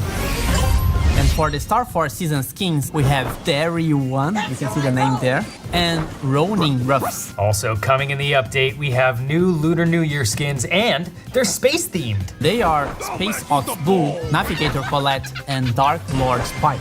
Keep an eye out because 2019's Lunar New Year skins are available for the last time. And we are also getting a new Star Point skin, which is Dark Tide Carl. Also coming on Valentine's Day, we have a skin called Smooth Lou. The Championship Challenge is back. The first one is coming to you in February. And if you pass this first stage, you can continue playing the championship through the game. And we are also getting 8 new gadgets. We'll be releasing 2 gadgets per week, and you'll be able to vote on which ones come first on our social media channels. And 6 animated pins. And Lunar New Year pins. That's our first update of 2021. Be sure to subscribe to catch all the news coming. And we'll see each other again in March, or sooner. Or in March. Mr. P, Poco, Frank, Jean, Nanny, Tara, Tick. Okay. We are also getting 8 new gadgets for Mr. P, Poco, Frank, Nanny, Tara, Tick. Oh, I forgot one. I was so close. All right, here we go. Aren't you missing something, Ryan? Aw.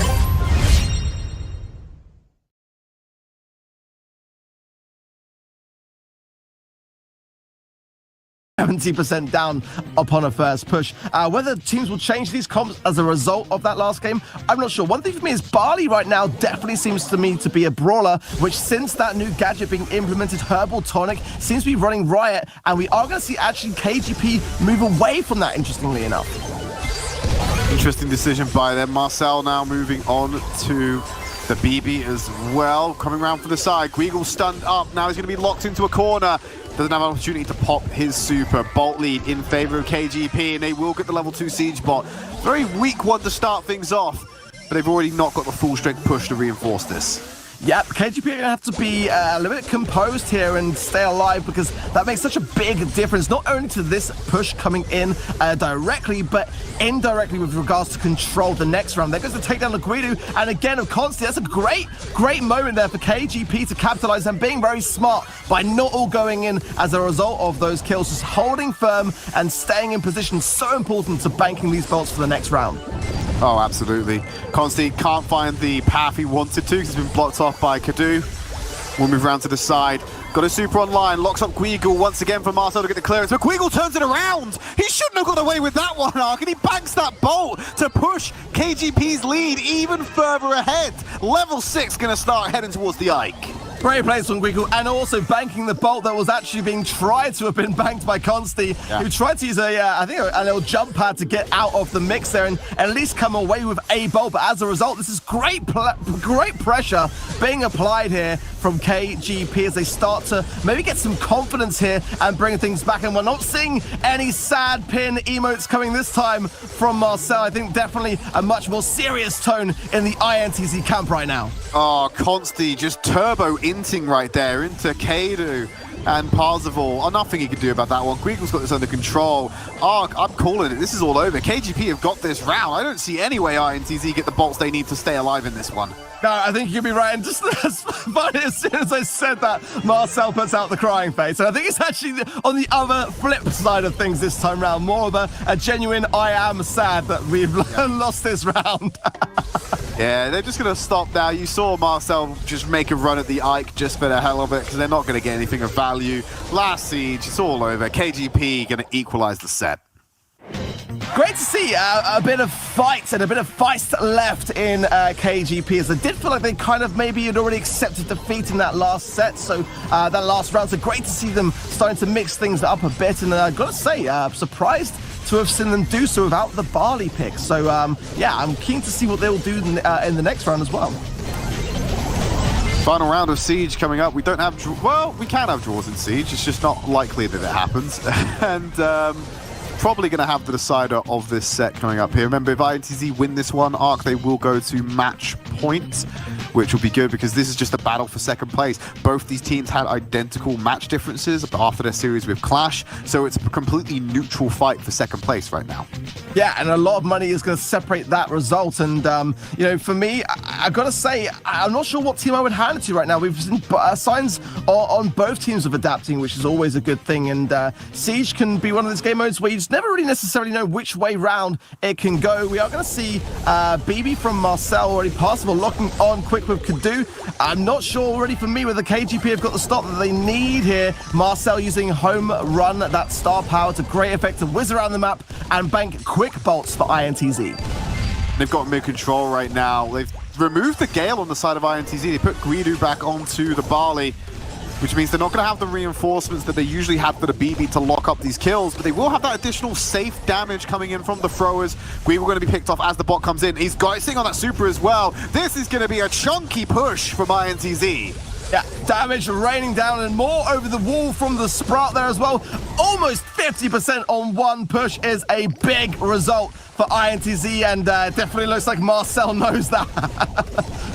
Absolutely. Parzival going to push him away. Great lock up there onto Guido. Point blank range. He's going to get away with this one. Manages to take one with him as well.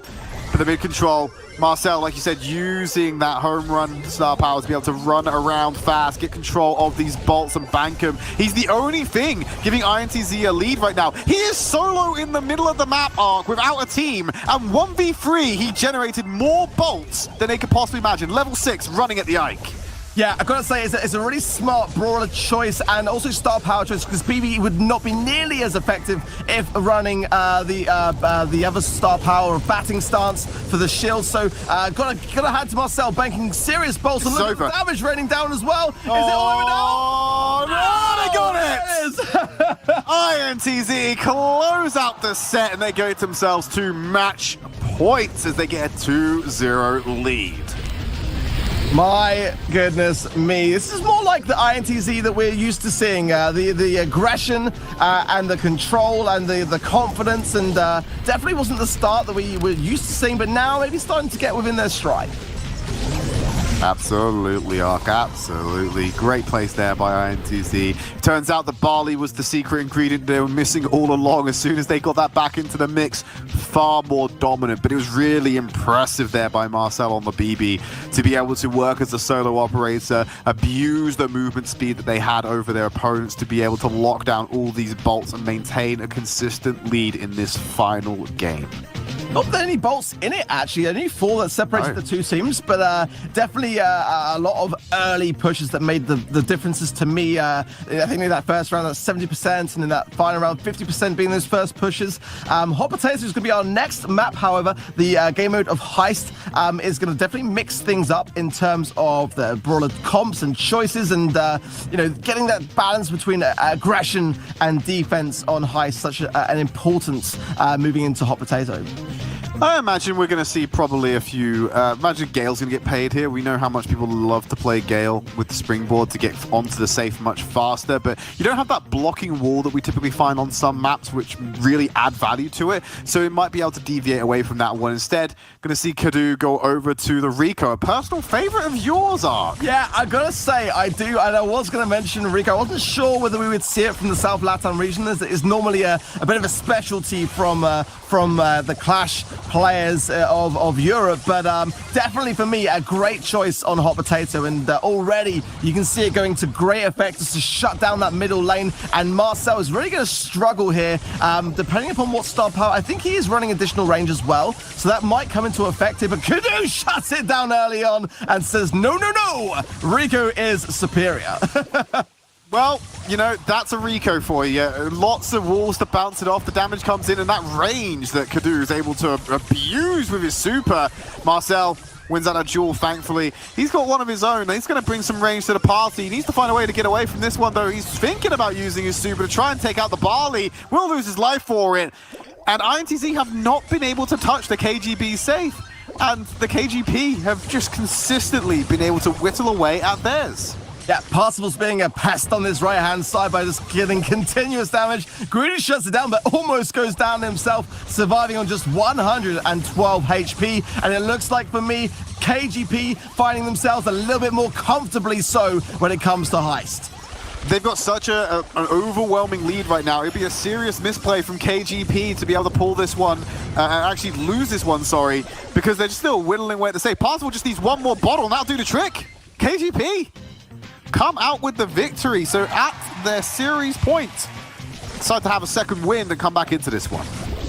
Yeah, I mean, there's no time like the present to turn this one around. I mean, I gotta say, I did feel like, for me, the weak link may have been the Colt pick there from Marcel. Colt, as we know, is a great brawler on Heist, and it's one of those which does come with a lot of risk, though, as well. You've really got to land those shots, and you know, then Colt can come into his own. I do think that the star power of Magnum Special with that additional range, as opposed to the speed, is definitely the better of the two. But I think you might want to go with Rico to counter that mid lane, or something like that, or even like a Brock could really mix things up to get rid of some terrain and take away some of the ricochet shots away from KGP at the moment. So it's definitely, for me, them that are the stronger of the two teams right now.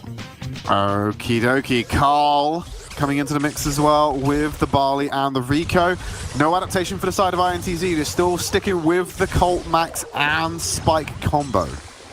I mean, Colt can work, but you gotta break some terrain. At the moment, Kadu is all over that and using that to his advantage. The more they can break up the walls, and I mean, the Colt is really the only brawler which can do that with any kind of like terrain damage from the super.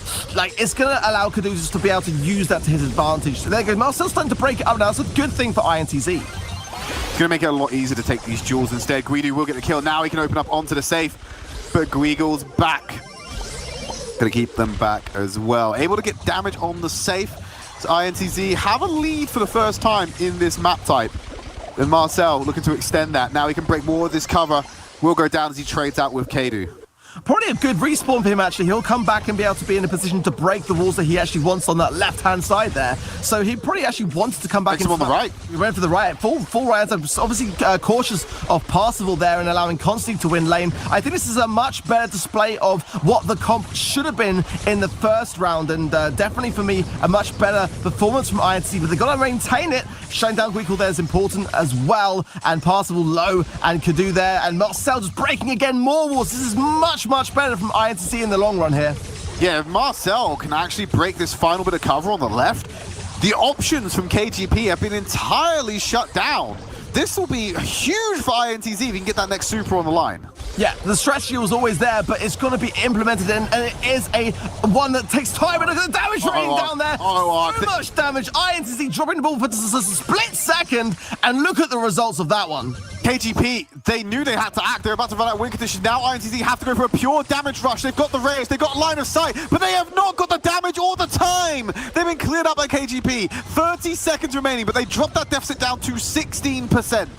They're staying alive, however. Kadu with a shutdown there on Marcel. So important. It's just Guido and Consti fighting that last remaining damage, and I don't know whether they're going to be able to get about all three of them there for the push. I think KGP might have those of a final two from the range from the Rico. Damage going down. Oh, it's all over. KGP, they're going to take away this set arc. There's no way. Surely they can't. Guido's going to go for it, but then Marcel with the super, he does it! 1% was all he needed. Drops it down right at the last second. INTZ force us to match point whilst keeping us on heist. Marcel, what an amazing time to bring the final shots to the safe. It was such a close finish there. It could have gone either way, but my goodness me, the Colt pick came in clutch just when it mattered most. They figured out a way to make their composition work. That was the game plan, like you said, Arc, break away the territory, make it harder for KGP's more vulnerable damage dealers to push up and attack the safe. They nearly lost it though. Like you said, they let their foot off the gas and they lost so much of their safe HP at one go. We're now entering into that final game and more adaptation from INTZ. This time they're bringing the Gale and they're putting the ball front and center on that save. Now, this is the strategy that I would expect to have seen more. The Colt strategy does work, but boy, is it risky, and it's a long game approach. Going now with the Gale jump pad and the tankiness of Bull to go down and just continue that pressure, I gotta say, for me, this is a much better idea in terms of strategy from INTZ. They've been doing a good job of shutting the ball down, though. They were getting some damage, but not enough to cause any problems. Marcel just running out of spawn, jumping on the jump pad to get onto that safe, get some clearance, will get a bit of damage off, but he's not going to be able to stay alive much longer against the Rico when he's outputting it all. But that damage being spent back on the defense is not being spent on the INTZ safe, so they're starting to pull ahead with this one. Exactly that. At the moment, INTZ can just keep jumping in and just keeping that pressure on defense and keeping KGP back and forced as a result to continue taking down INTZ. And if they just keep this same strategy going and don't drop the ball here, Marcel jumping in a bit. Oh, this is big. They want it. That's going to be it. There's no way, Arc. There's no way they win this race now. INTZ walk out with the 3-0 slammer jammer and finish in second place for the region. INTZ, for me, did a fantastic job. They learned from their mistakes throughout this battle between KGP, for me, and just kept mixing things up, and were not afraid, even after that last round, winning it in such a spectacular fashion as they did. I think that was the way to finalize things in high. Swapping out to Gale and Ball was really smart for me. Let's take a look at some of the stats. This one was a lot closer. KGP overall dealing more safe damage. I think that's ultimately down to when they lost, they were keeping it closer than INTZ were able to do so. But yeah, just a few kills out if you're looking at the scoreline, but it doesn't change the fact that INTZ won out the heist and means that they will take the match altogether. Let's throw it over to Dan to close out the region. And what a region it has been to close out. These were some blisteringly fast Brawl Stars matches. Our MVP for this final match of the group is going to be going to Consti, though. And again, there's so much to break through, so little time to do it. Locking down the map on Snake Prairie is so important, and Bo is someone that's particularly good at doing that with the stealth mines. INTZ had a bit of a rocky start, but were able to smooth things out come game 2. A little bit later, Consti played Gale in Siege, jumping straight into the action, and later switched to Sprout, keeping amazing control of the center, allowing the team to get those bolts and dealing a lot of damage himself to the enemy Ike. Finally, moving on to Heist, it was Sakura's Spike before moving on to Gale and going with the more traditional jump pad strategy. And it certainly worked with a combination of the Gale and the Bull. Anyways, that's the group. This is how it shakes out. Clash are going to be your winners of LATAM South, followed by INTZ and then KGP, again, formerly Red Canids, are coming in last today. A little reminder that INTZ already qualified, but still, today's prize pool is the important thing. And $9,000 going Clash LATAM's way. They may not be representing at Global Finals, but they are taking home the dough today, and that must feel good. But now, let's talk about Global Finals, shall we? Here's the leaderboard. INTZ are the qualifying team. There is nobody that can even come close to catching up with them, with Red Canids, KGP coming in second place, and Clash LATAM sitting in a close third. But again, this is all locked up. We will be seeing INTZ at the Global Finals later this year. And that just about wraps up that. We're now moving on to North America and LATAM North. We've got Omen Elite, IX Gaming, and Tempo Storm all fighting. Some of these teams are fighting still for their right to qualify for the Global Finals. Here's the leaderboard. Tempo Storm sitting on top, but not by much. Omen Elite have got a thing or two to say about that. And there you go. That's the situation. This is how much the teams can earn. There's only 10 points in it, and both teams are competing in September and October. Both teams can earn up to 30 points each time. This really could go either way. Every single match today is going to count. Take a look at the first one. Our first match of the group is going to be Omen Elite versus IX Gaming. We've got Corey, Supersai, Tyrant Star, and Zulan up against Zal, Crying Man, second best, and Shepo. And oh boy, every single match counts. Let's get straight into this. First up, we've got Omen Elite. Zulan's favorite brawler has changed several times over the years. First it was Rico, then Jean, then Bibi. But right now, he's settled on Piper. Not a lot of changes, but it seems as though it's a very similar style of gameplay throughout. Supersai says his teammates' biggest strengths are strategizing, communicating, decision-making, and their attitude and mindset. That's a lot of strengths. Let's see them put that to the test up against IX Gaming. Depo's favorite brawler is Colt. He believes Colt has changed over time. There's a lot more variety now in how you can play him, especially with the gadget.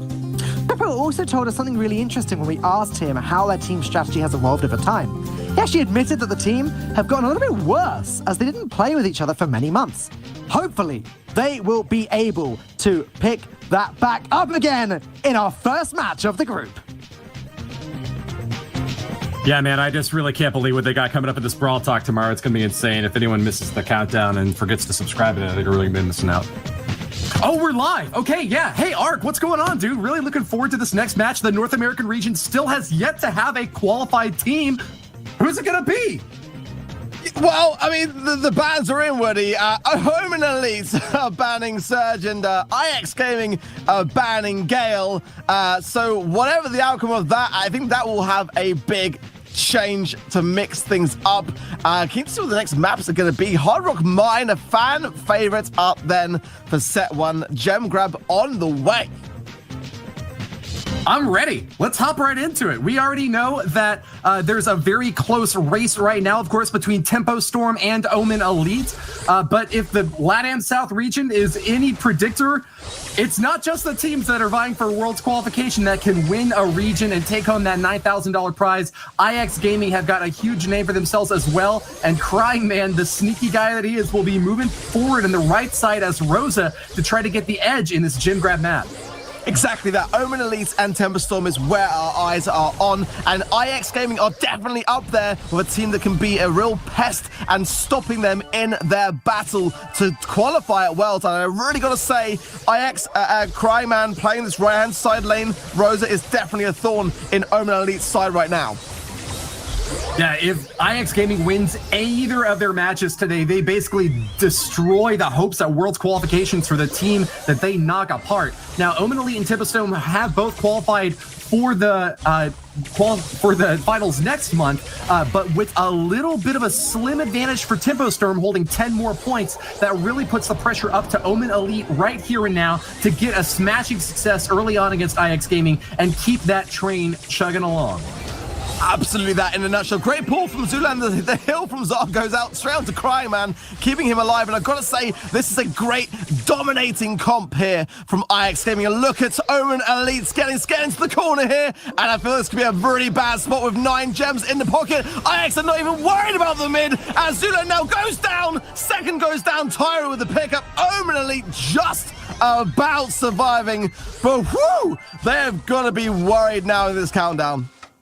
Pirate Star super fast and not going to give away a single inch of land to his opponents. Crying doing his best to charge in there, but you can't catch a guy so fast on his toes. Well done to Tyrant Star, the gem carrier there for Omen Elite, taking game number 1 for his squad and shutting down IX hopes of a strong start in this set.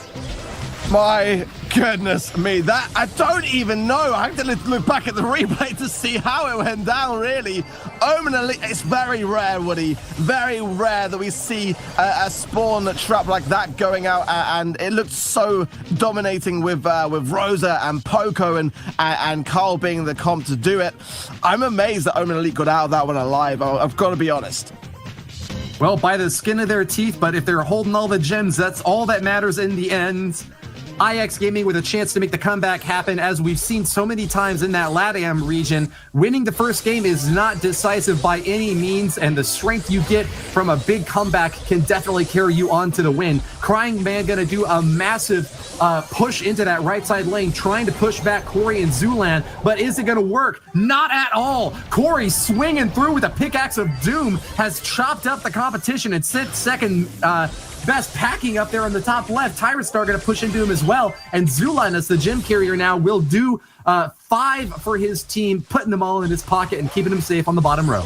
Yeah, a great start for Omen Elite, and Corey keeping an eye on Crying Man and just being aware of where he lies is going to be so important. As soon as Crying Man gets in his right-hand side pocket and hides himself in the bush, it's going to spell trouble for Omen Elite, so they've got to be aware of that. And Corey even not afraid to use it on a defensive measure as well. Whoa. So the great pull from Zulan right at the very end of that reach from the magic hand. Very aggressive pull. Rarely do you want to try to bring a Rosa back to your own defensive line, but with so much damage stacked in to help him out, and especially with Corey there to give him a second helping, he was able to knock down that Rosa and buy themselves a little bit more time. They've got a 7-3 edge on that gym count. That's a really big advantage, and it looks like they're going to push it even further up to 9 now and needing just 1 more for the countdown. Oh, what a timing. Zulan spotted that moment and seized the opportunity, because honestly, Crying Man would have been a thorn there in Omen Elite's side yet again. But I've got to say, I'm really impressed with Omen Elite as shutting down this really dominating comp here, Woody. Carpe diem, seize the day and seize your opponents by the throat. The grips and the grabs from Zulan carrying his Omen Elite squad over the line for victory in set number 1.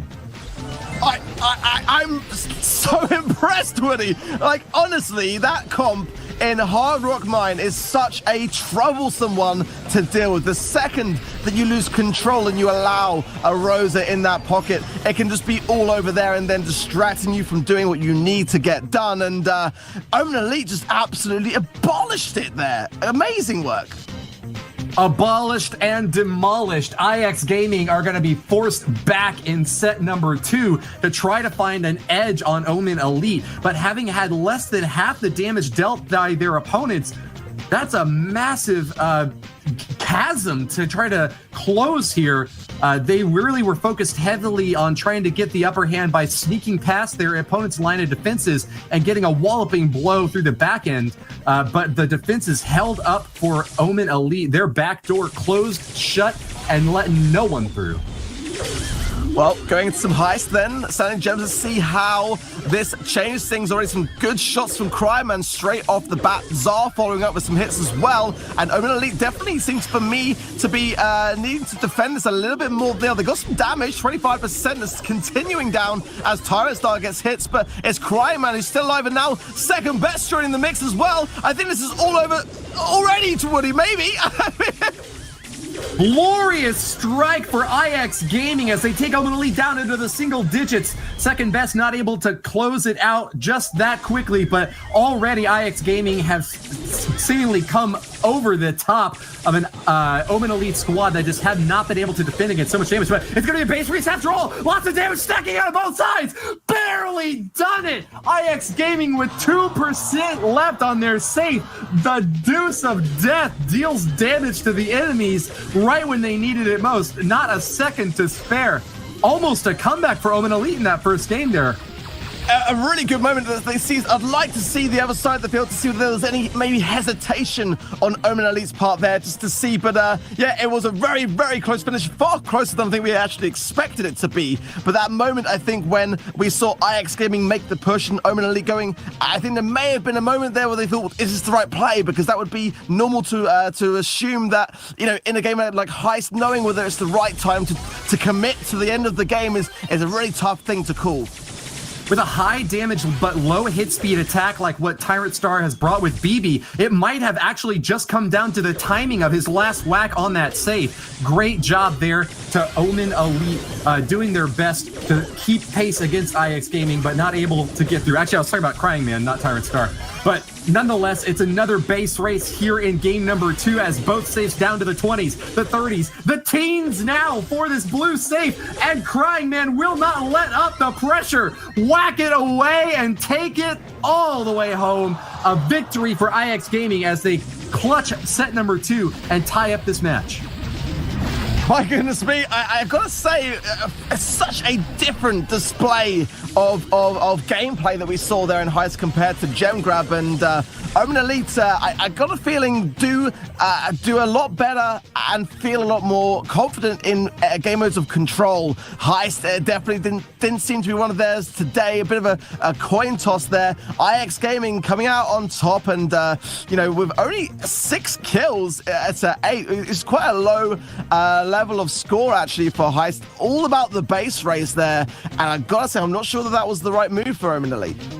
Yeah, coin flip kind of win IX Gaming's favor there. They had the better comp and were more prepared to deal that heavy damage in a very fast fashion, but that's not going to work in triple dribble. It's a lot more slow-paced control and deliberative approach that gets the win in this Brawl Ball setup, especially with so many obstacles blocking an easy path toward the goal. It's really going to be all about that midfield control and trying to wipe out your opponents, maybe even closer into the late game if you're going to get that overtime win as the walls come crumbling down.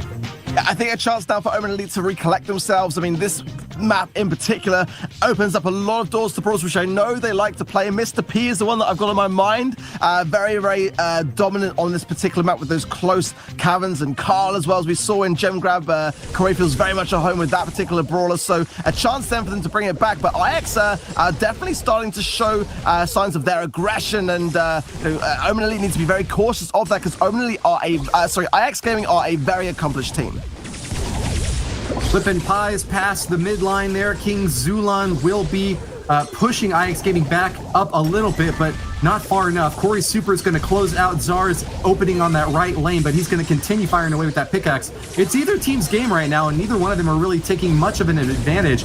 Crying Man having to walk through some of that poison as King Zulan fires off a super now, and that's going to give Omen Elite the opening they were looking for here. Tyrant Star taking a big whack over here from second best on the left side, though, and that's going to be another reset as Corey goes down, and it's an opportunity for either team to grab the ball. Who's going to get it first, Star? But they might just play around the ball. I think it would be the wise move to make as the teammates are spawning in, and it's kind of a difficult one to really make a push on. But Second's gonna make the first move here, popping the super to give the speed boost to Crying. He passes to Zar. Zar now with an opportunity. He can just seize the moment and pass to Corey. Not gonna make it through, and now it's just left to Tyrant and Kings. Oh my God! The pass in on that center by Zar was impeccable. Second Best realized he had the ball and drilled it in past the goal line with no resistance. Even with an opposing brawler sitting right on top of him, the timing by Zar to get that ball to his partner was so amazing. IX Gaming well deserved with the 1-0 lead. Yeah, an early lead. 1 minute on the clock, though, and a bit of an opportunity here. The pass to Corey might hit. Crying Man is weak here. This is a great little opportunity if Omen Elite can capitalize for it. Zar speeding in as a result of that max super and going in aggressively on Corey for the takedown. Zar is on fire right now, and surely a chance on goal here, Woody.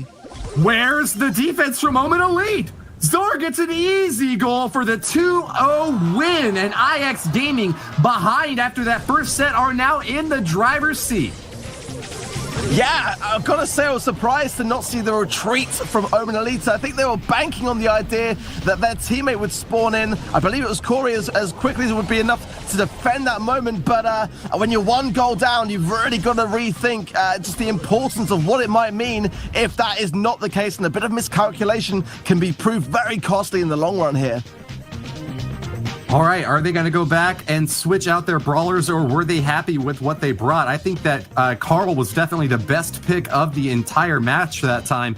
IX Gaming having a really tanky brawler who can dish out a massive amount of damage, especially because he's able to balance that pickaxe off the walls, knocking enemies apart and getting the goal both times, essentially. I mean, I know he didn't get it the first time, but tossing it right next to one of his partners who was sitting on the goal line, and then just sneaking past enemy defenses. That was an expert play as Carl. Yeah, I think for me as well, IX seem to like the Max pick, and it does seem to be the thing. Actually, Zerlin's going to go with Max this time round, and then actually IX are not going to play Max. And I think that was their strength for me in the previous rounds. We saw it in Heist, and we saw it before there as Corey throws out a gadget there of healing Toxin there. Let's see what happens here. Corey's really low, and Tyrant getting hits as well with great pressure early on from IX Gaming here. Omen Elite sent packing in on the way home. They're back in their own spawn zone now and can't seem to break out. All 3 brawlers from IX Gaming there to get the goal past the line, and there it is. Bounce it off the post, and Jar gets another one for his team. I gotta say, I feel like Zilan could have dashed that and actually managed to save that ball off the line maybe, but nonetheless, it's continued pressure from IX's Zargus behind Omen, and that's going to be taken care of before Omen can even think about getting this ball here, and they've got to start to recollect. They do not want to lose this game, and being 1 goal down is a really disastrous place for them to find themselves as Corey uses the final gadget of that healing tonic there, and that's got to be noted because without those heals, Omen Elite are going to be under pressure to stay alive and gain their positioning on the map here if they're going to be able to pressure IX in return. The positioning by Second Best on the left side is so amazing, able to pop through enemies all over the field and barely taking any damage himself. Finally opens up to Zulan there, but still isn't going to go down, popping away at Corey and Zulan. Any chance he gets at a shot, he takes it, and man, he is deadly effective with those B blasts. Another one right in Zulan's face. Yeah, Zar going in, doesn't get the actual takedown there. Zar comes in to protect Corey, and this could be a great chance that Omen Elite have got to capitalize. They've yet to score anything at all yet, so they really need to make this moment count with 40 seconds left. Zulan needs to win lane to second, not an easy one to do because B can pack a sting. Tyrant with shots on Zar, forcing him back, and Zulan now needs to really get a speed in with Corey if they're going to make this moment. 30 seconds left is not much time. Epic totem drop by Second keeps himself up. Even though he takes a big swing from Tyrant Star, he has slowed down Omen Elite, and they are struggling to get that last goal in here. Tyrant Star reclaims it, goes in for the goal. Only Second on defense. Can he get past and get it in? 10 seconds left, Ark. There's not much time. Tyrant is being very cautious and rightly so, but the time is ticking in. It's going to be a goal with 3 seconds left. Omen Elite will keep the dream alive, and now it's going to come down to overtime, Woody. What a finish! We're going into overtime and it's all tied up. Omen Elite struggling to keep their supremacy from set number 1 out of question as IX Gaming seem to be the team to beat right now. King Zulon taking a punishing hit here now as second up top and looking strong will support his backline with another sniper shot. Takes down King Zulon and that's all Jar needs to score. IX Gaming takes set number 3. It was a brief moment there when Omen Elite had an opportunity, but they just were not able to recollect themselves. Second playing B there for me is always the culprit when it comes to overtime. Such a prominent brawler when it comes to Brawl Ball overtime moments. And Omen Elite now are under immense pressure. And let's not forget that they need to have a fantastic week this week around. They are tied in the points when it comes to the leaderboards with Temperstorm, who are up later today. Both teams have qualified for all remaining monthly finals, so now Omen have got to be feeling the heat.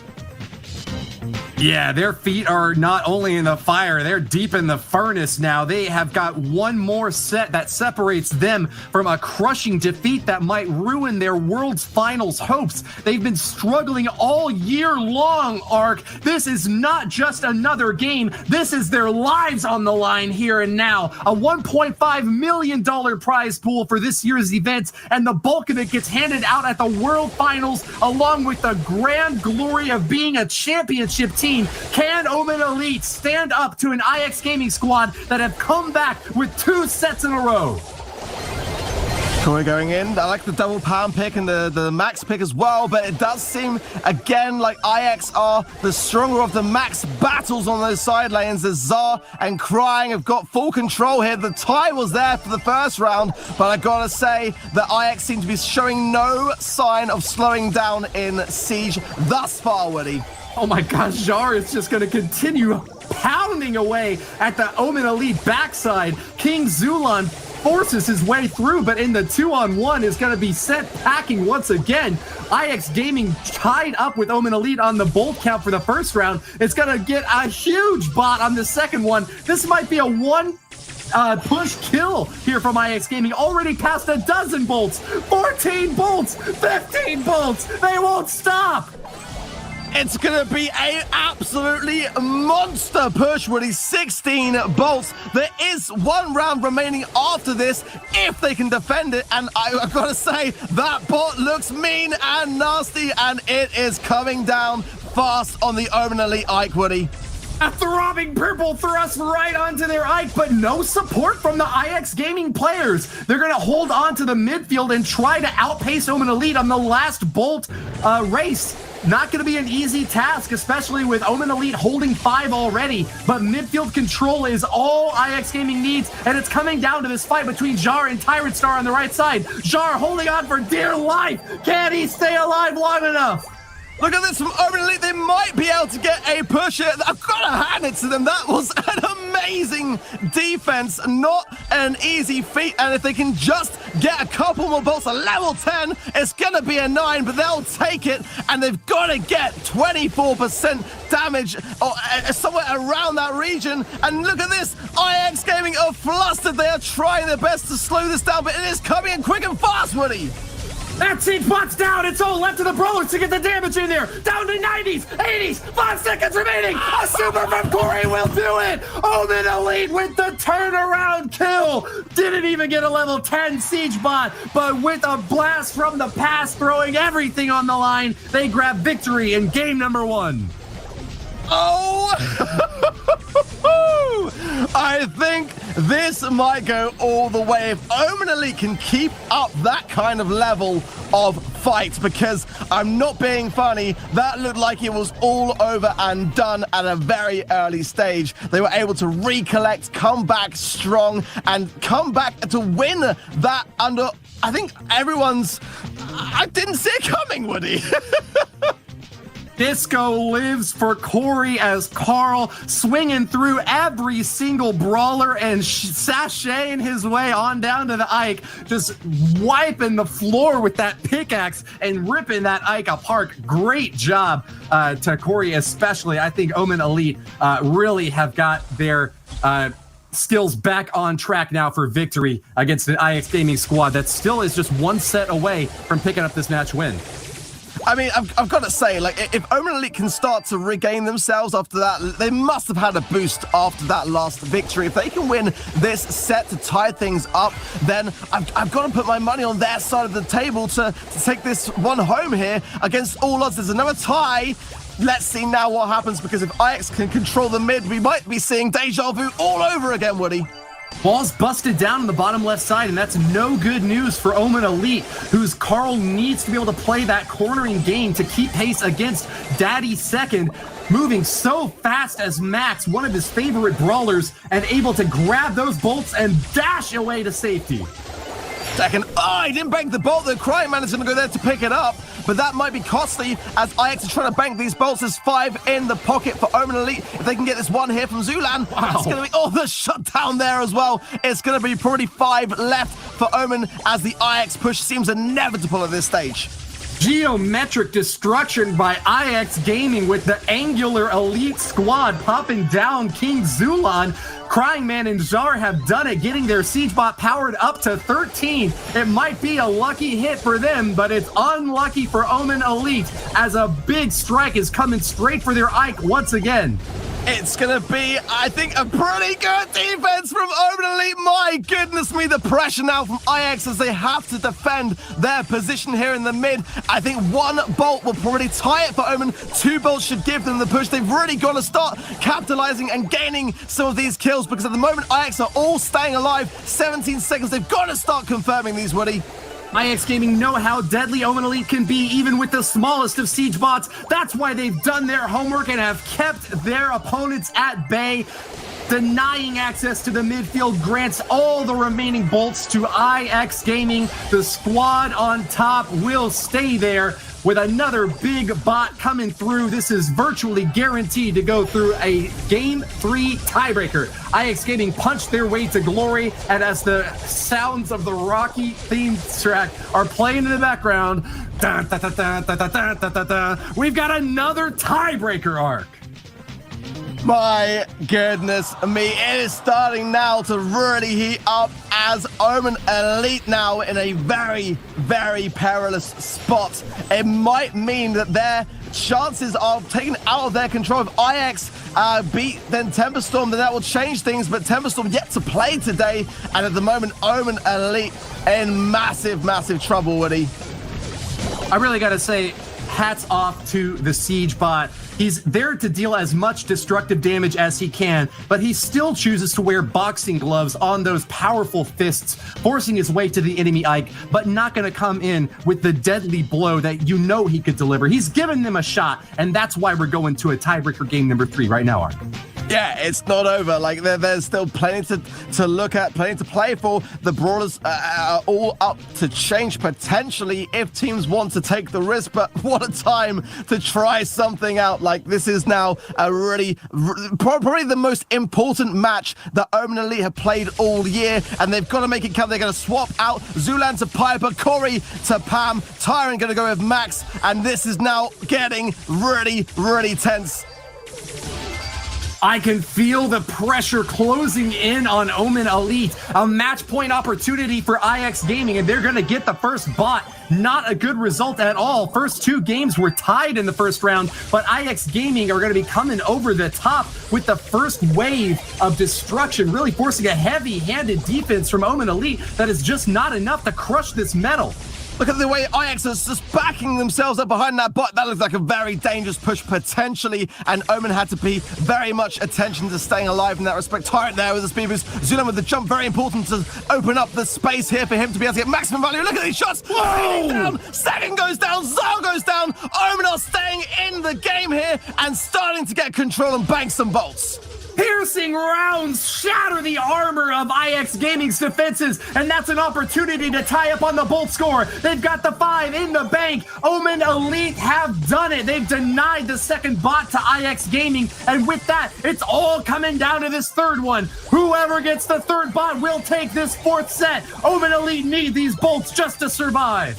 This could be great for Omen, I've got to say it. They're in a great spot now with second low. Down goes second on the left, as well as Crying Zara in his own. I think Omen are going to stay alive just long enough to see the final game mode. Look at these bolts being banged, Woody.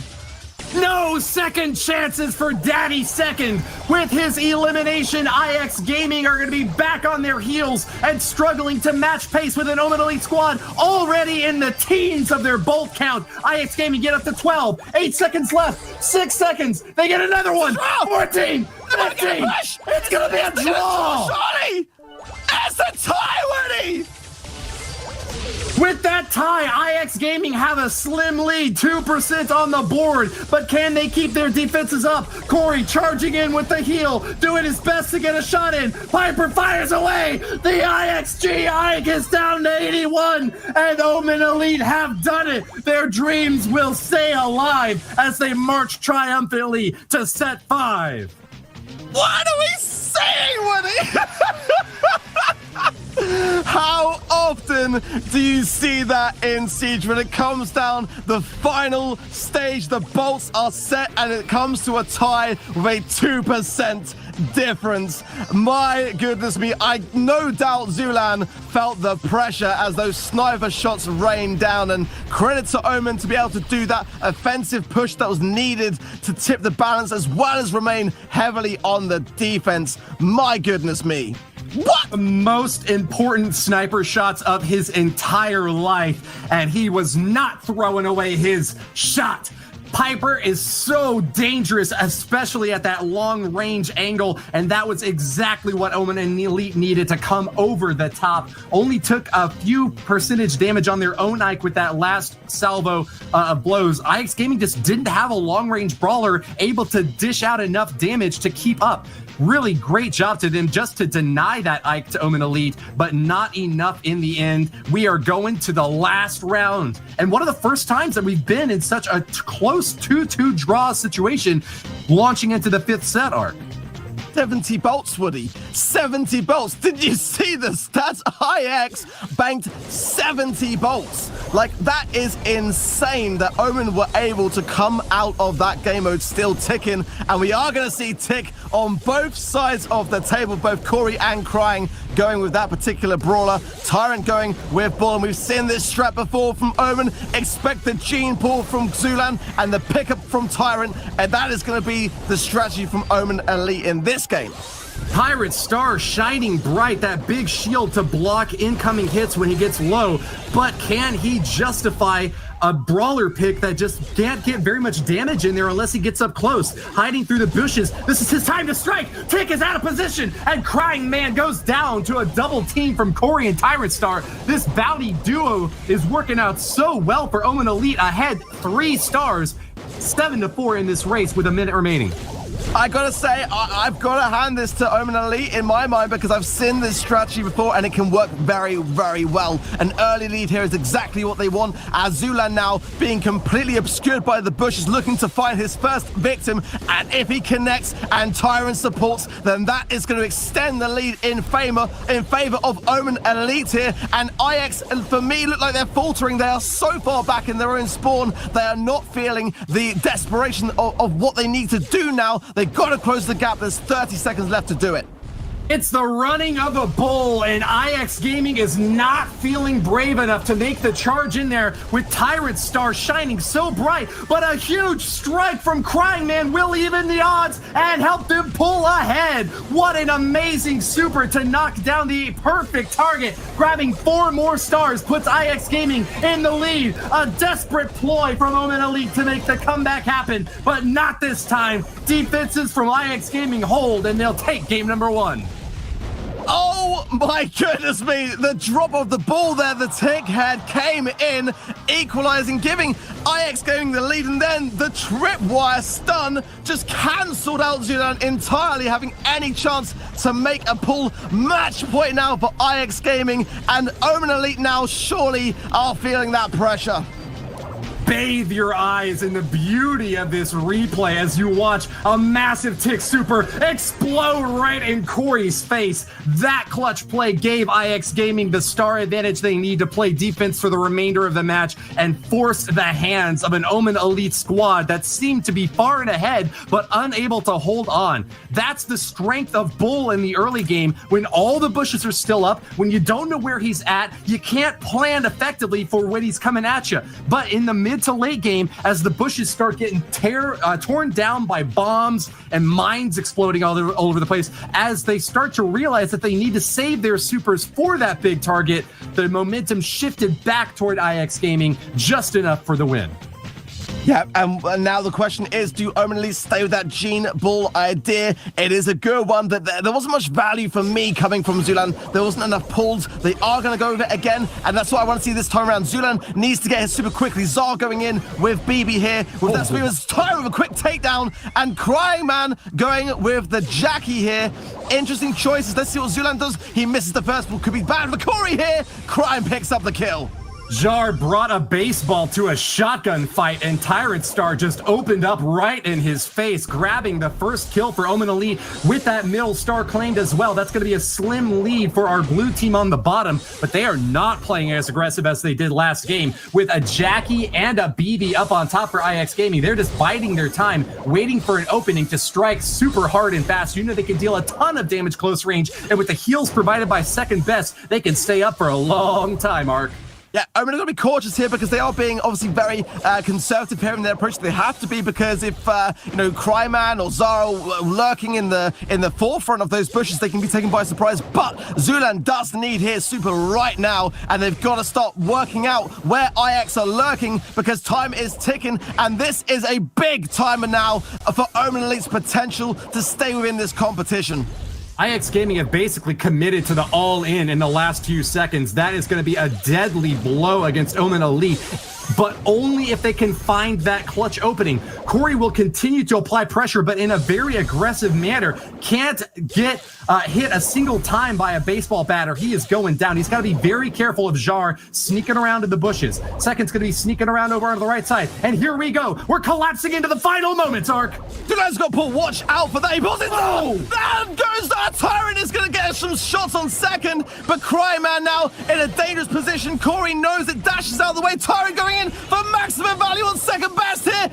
He's staying BB is evaporated and Tyrant Star dashes out of the race. IX Gaming are left with egg on their face. Omen Elite score in the second round, and we are going to a brawl down with the tiebreaker.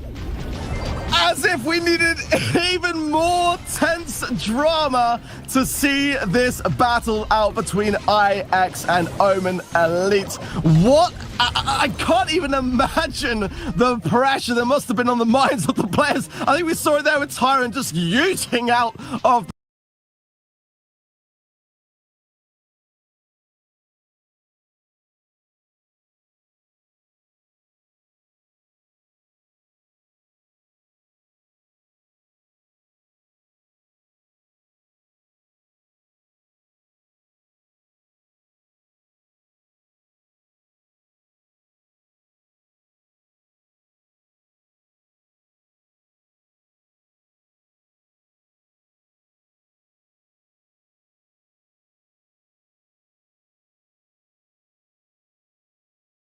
Hello and welcome to Brawl Talk. I'm Paula, the new community manager, and in this update... Wait, what was that?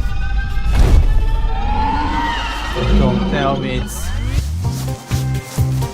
It's the summer of dinosaurs!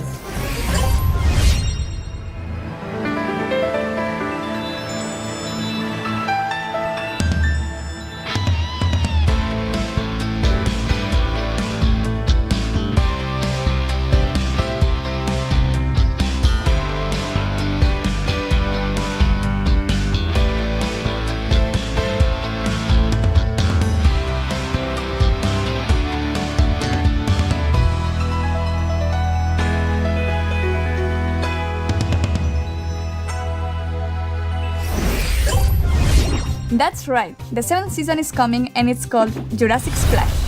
So from the combination of dinosaurs and summer, we present to you Buzz. Buzz is the lifeguard of the Velocirapids water park and is also the chromatic brawler for this season. So he's not very good at his job due to his size and his short arms, but he loves to enforce rules and tell people what to do, or better, tell people what not to do. Speaking of what not to do, if I was you, I would run away from him. He's a short-range brawler who throws a series of punches. But running might not be enough, because with his super, he can throw his life buoy at an enemy or a wall, and then he can pull himself towards it. And then if he does that against a brawler, he can stun the brawler for a short while. And he also plays in a punk band, so Born Bad Bass is exclusive skin for this season. And the first skin of this season is Surfer Call. But Cal is not the only one getting ready for Samba thing. We have Dino, Leon, Beatstime Mortis, Coco Rosa, Jetski, Jackie for Power League, and Whale Watch Nita, which was created by the last Supercell Make winners. Fontis, Incastle, Beats, and Francie. And non-summer skins, but still very cool, we are getting Burger Lou, we have Herms Max, and Mega Box Darrow celebrating our first anniversary in China, so everyone will get it for free. And to support Borbat Bass, we've brought the rest of the band, which are Trash Coco on the guitars and Wicked Stu on the drums. And not part of the band, but still super cool, Vicious BB get into the game in a challenge, so you can get it for free if you beat the challenge, but of course it will be in the shop afterward. And if you're a football or soccer fan, we are in a partnership with the Latin America Master League. The Brawl Stars Master League features one of the most iconic teams in Latin America. And we are getting also skins for that, of course, but also it's the first esports tournament where only football clubs will be participating. And the teams include, wait, because it's hard to remember, Boca Juniors, América de Cali, Universidad de Chile, Universitario de Perú, Nacional de Uruguay, Corinthians, Atlético Nacional de Medellín, Cerro Porteño, River Plate, Liga de Quito, Flamengo, Club América y Chivas. Salve pro Mengão e pro Timão. So get ready to play and represent your team, and stay tuned for more information. Good news for the Knockout fans, it's now permanent with some improvements and new maps. And apart from new challenge, we are also getting the Brawl Stars Championship Challenge rewards revamped. And this summer we want to try 3 new game modes. We'll have Volley Brawl, where you can let the ball hit the ground on your half of the map. If it does, the enemy team scores. The first team getting 2 points wins the match.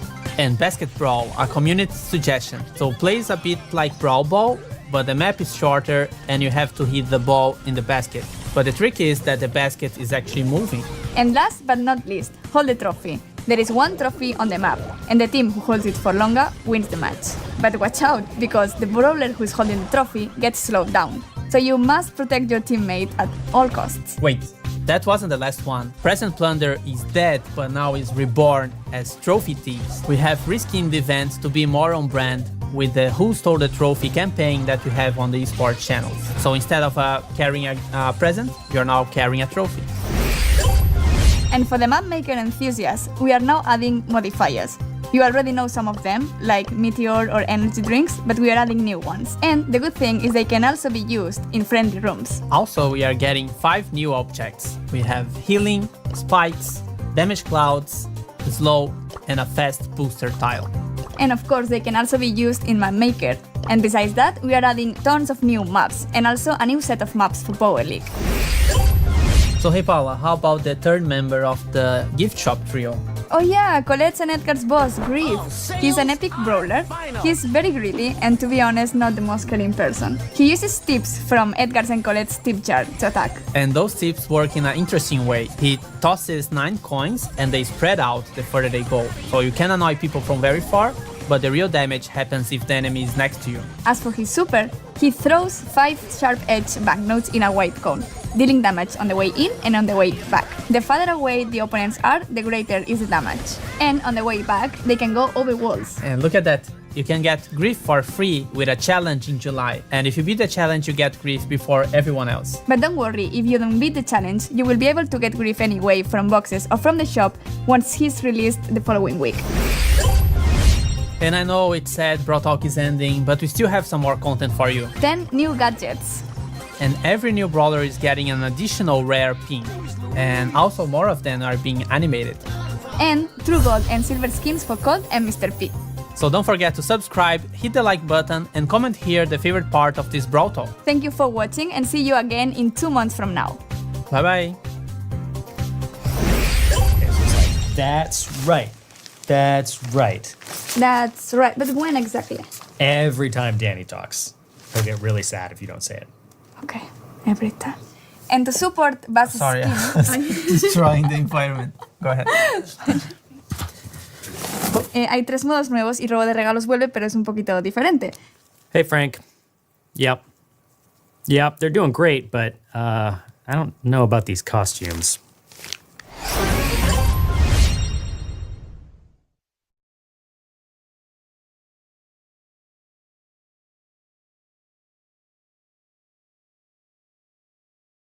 Of the map away from harm there, but my goodness me, the Gene Bull comp did serve them well. A risky one to play, but it pulled them out of the woods right when they needed it most.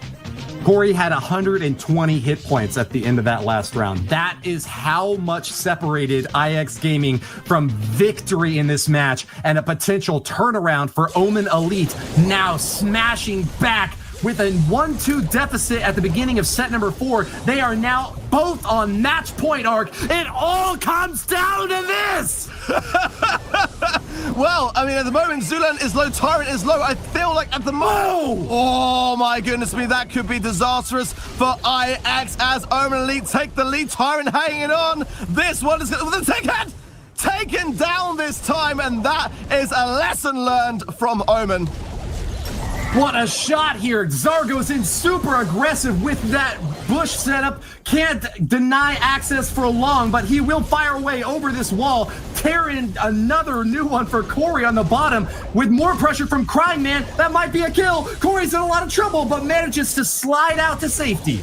I think Omen need a pull from Zulan quickly, or at least the super. If he can gain his super, then it will put a lot of pressure on IX's ability to push it. This one, Corey goes down! Corey goes down on that side. He's going to respawn in. Omen Elite are in the lead, but only 1 star now separate them. IX Gaming still have got to put pressure on this bottom side. Daddy's second long-range shots trying to decide where to deploy these mines. He's fired away into the enemy section. That's not going to be easy to avoid. They're being painted into a corner. Tyrant Star, the time is now. Fire away up top and break this barricade. Zulan so weak, 500 HP, he's going to go down! Zal will take him down! That is going to swing the balance with 26 seconds left, and now we need a Gene Super from Omen Elite if they are going to be able to do anything now, and the retreat surely inbound. Omen in a disastrous spot with 15 seconds left. What a show! Tyrant Star's got to charge in here and now. The last chance for Omen Elite to make the comeback happen. He's charged up, fires away. 90 seconds goes down. Tyrant Star dashes out, and that's it.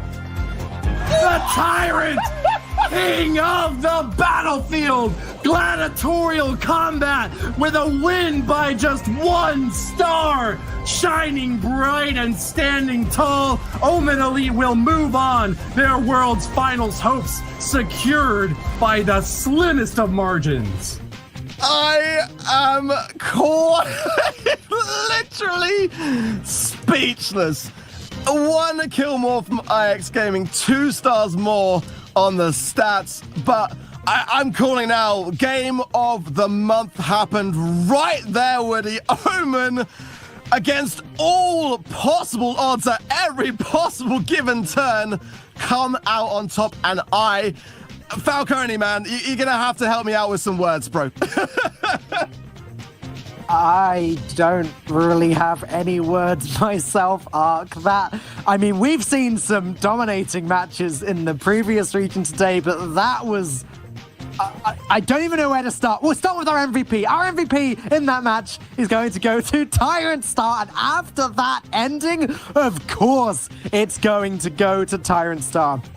This was a huge victory for Omen Elite as they are fighting for their tournament lives, for their spot in the global finals. And here you go, you're going to see some of these clips, and I don't even know how to start to process what I just saw. We saw a lot of max play with Tyrant Star at first, zooming around the map, dealing large amounts of damage. But yeah, let's look at Bounty, because this is what it's all about right now. Tyrant Star as the bull eventually charged in when it really counted, got that elimination, charged away, got the super energy to charge away again. awarding Omen Elite the win. And there are so many ups and downs for both teams in that match. If you missed any of that, do yourself a favor, go back, rewatch it. But first, let's check out the rest of the day as Omen Elite do take their first win, but now all of our attention goes to Tempo Storm, as it is them that Omen Elite are competing with in order to get that place in the global finals. The next match coming up is going to be Omen Elite against Tempo Storm, the match of the day, if you will. Oh, I don't know if I'm ready for this. I really do not know if I'm ready for this. Let's check out the players one more time. It's Omen Elite, Corey, Super Sai, Tyrant Star, Zulan. Zulan claims that Omen Elite have always been a top-tier team, but in the second half of the Brawl Stars Championship, they have really started to dominate. These are some big words. Super Sai says that Omen's Elite mechanical gameplay is improved most dramatically, but most importantly, Corey claims that the team have become great friends. And you know what? At the end of the day, that's what it's all about.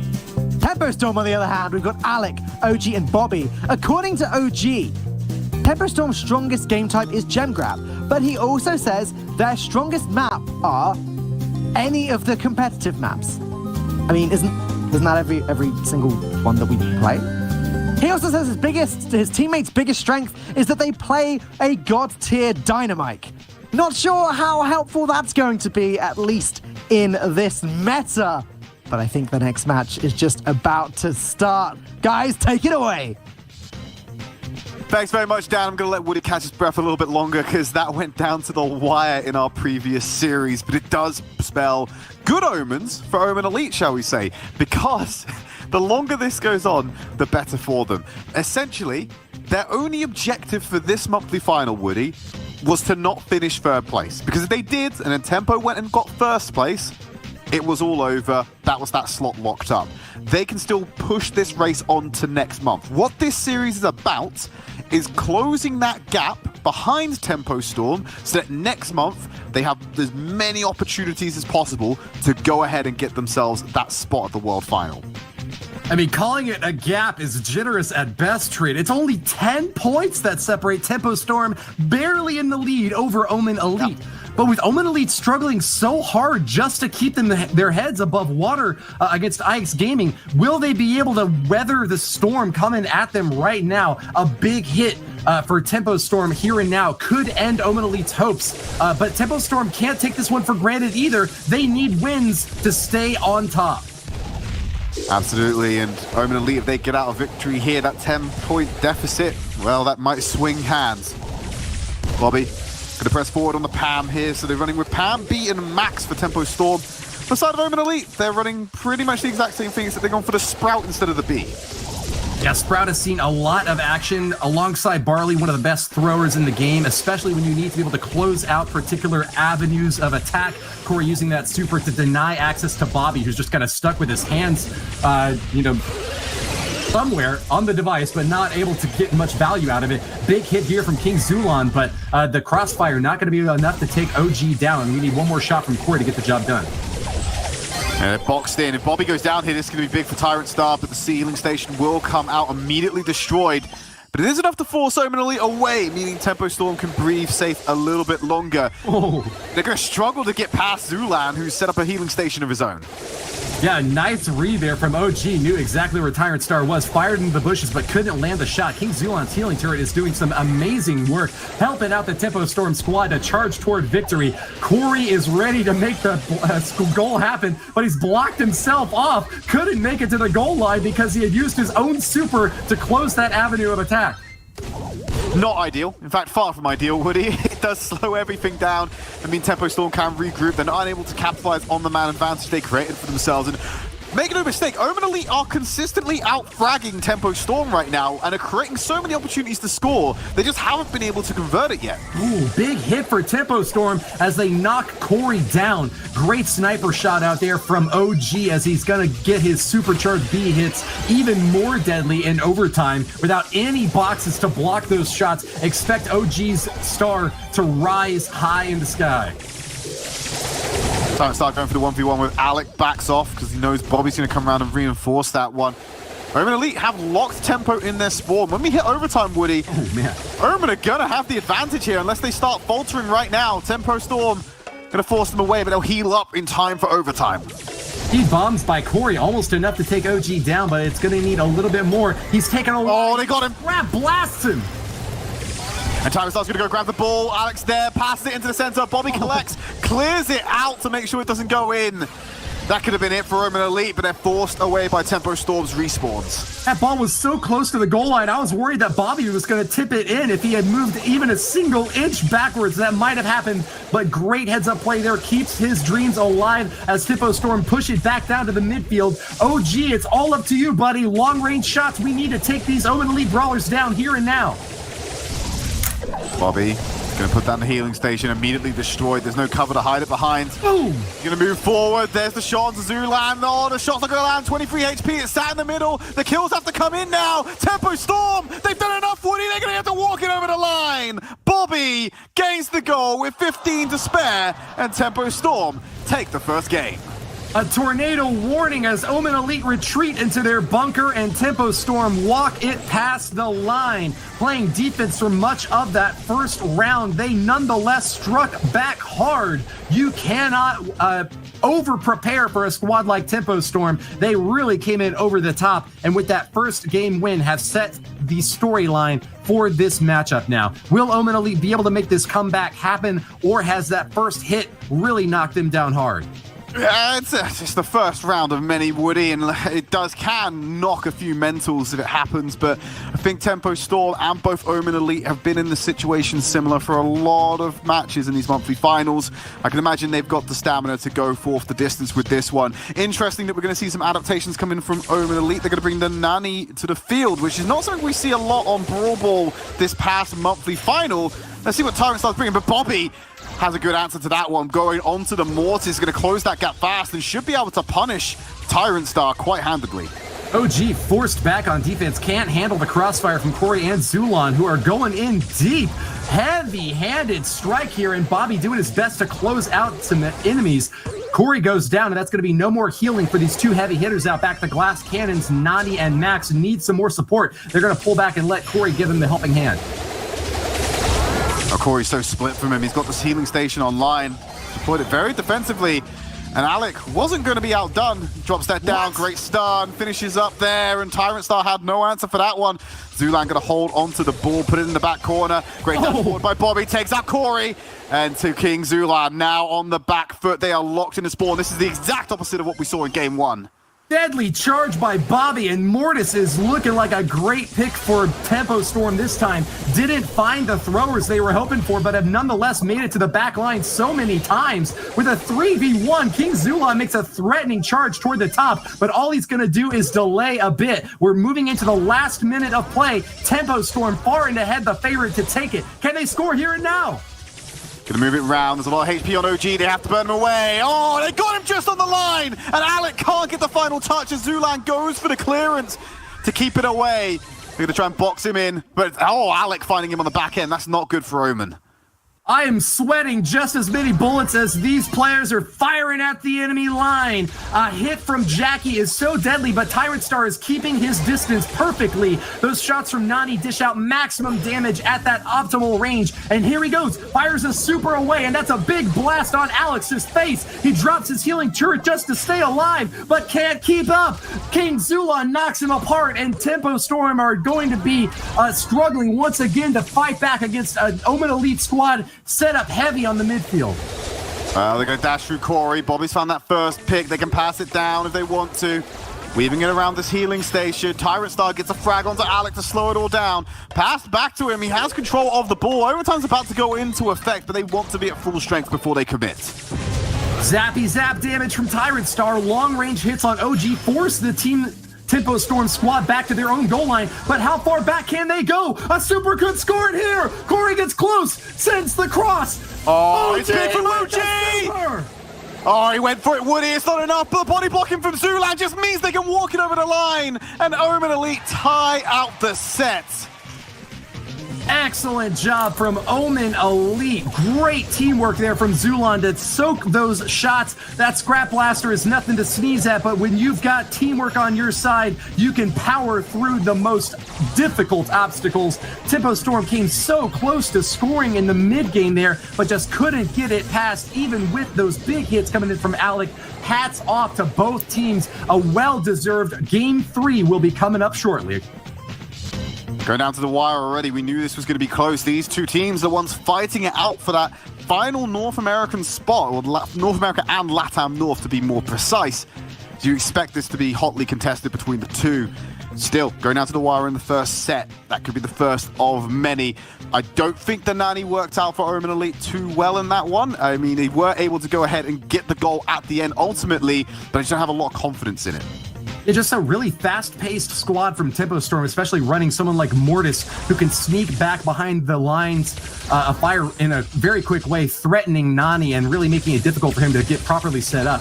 But bringing Nani back again nonetheless, there's no Mortis this time from Tempo Storm. The throwers are out of commission as we're going all about fire straight to the face with all 6 brawlers here. No dash behind cover for now. Alex sitting on the speed boost for Bobby. Oh, he intercepts it. The gadget negates that damage as well. Beautifully timed just to eliminate the super from Tyrant Star. Pass the ball back into Omen's court. The healing station now set up for Bobby and Alec. Corey's going to answer back with exactly the same. Stalemate in the middle. Tyrant Star gets that pick.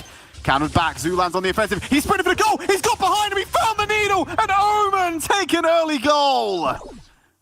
Like a needle in a haystack, he finds that one key spot to get through and drill the ball in. Omen Elite in the leading position now, having dropped that first round. But Tempo Storm are not going to take any time wasted. OG grabs the ball, slips it past the goal line. It's tied up now, Trid. Okay, all right. Tempo Storm clapping back. Next goal decides it all. And we're looking to see the Maxes get their supers online. Those seem to be the instigators of both the good attempts at the goal so far. Tyrant Star at range, needs to be cautious of OG. A couple of shots from them will end that fight and end the life of Nani. Gonna push the healing station aggressively.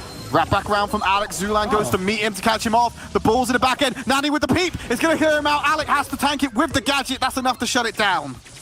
Very dicey play there from Alex, forced to swap lanes and losing a lot of time at it, but it looks like that positioning advantage will get them exactly what they need. Tempo Storm get the team like they were looking for and are going to be moving back on the bottom side here. Omen Elite respawning and coming out now are going to be in an awkward spot. Can they force off a Tempo Storm squad? Looks like they're having trouble with it. King Zulan goes down. Tyrant Star in a risky position, but he gets the kill he's looking for, and we're back to a reset in the midfield, Trid. Go ahead and get some tags. Stop the healing regen for Corey to go and finish him off. Ball in the middle for Tyrant Star. They're placing it forward. This might be an overtime goal they're going for. They need to build supers online if they want to have an attempt at it, but they're losing bodies in the midfield. This is going to be a good counter from Tempo Storm. Alex having an opportunity to heal. He'll have to tank it up from Tyrant's damage. They're going to make a shot on goal. Super online for him. The pressure's there. He's going to send the peep forward. Teleports with the gadget. Oh, Alec, he clears it all out and buys time for the respawns to come in. Alec, the goalie of the century. What a great read there. Saw the gadget used by Nani and took him out just when he needed to.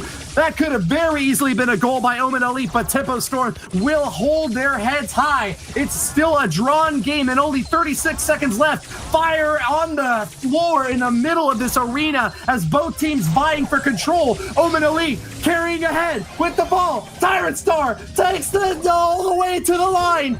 Gets it past!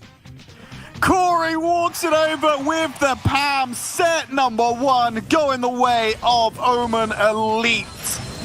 Brawl ball coming down to the wire once again. And I love the attempt from them as well. Tempo Storm found ways to make the Nani work. It was less about the ultimate, less about the super, less about the gadget uses, more about the raw damage that was coming out there.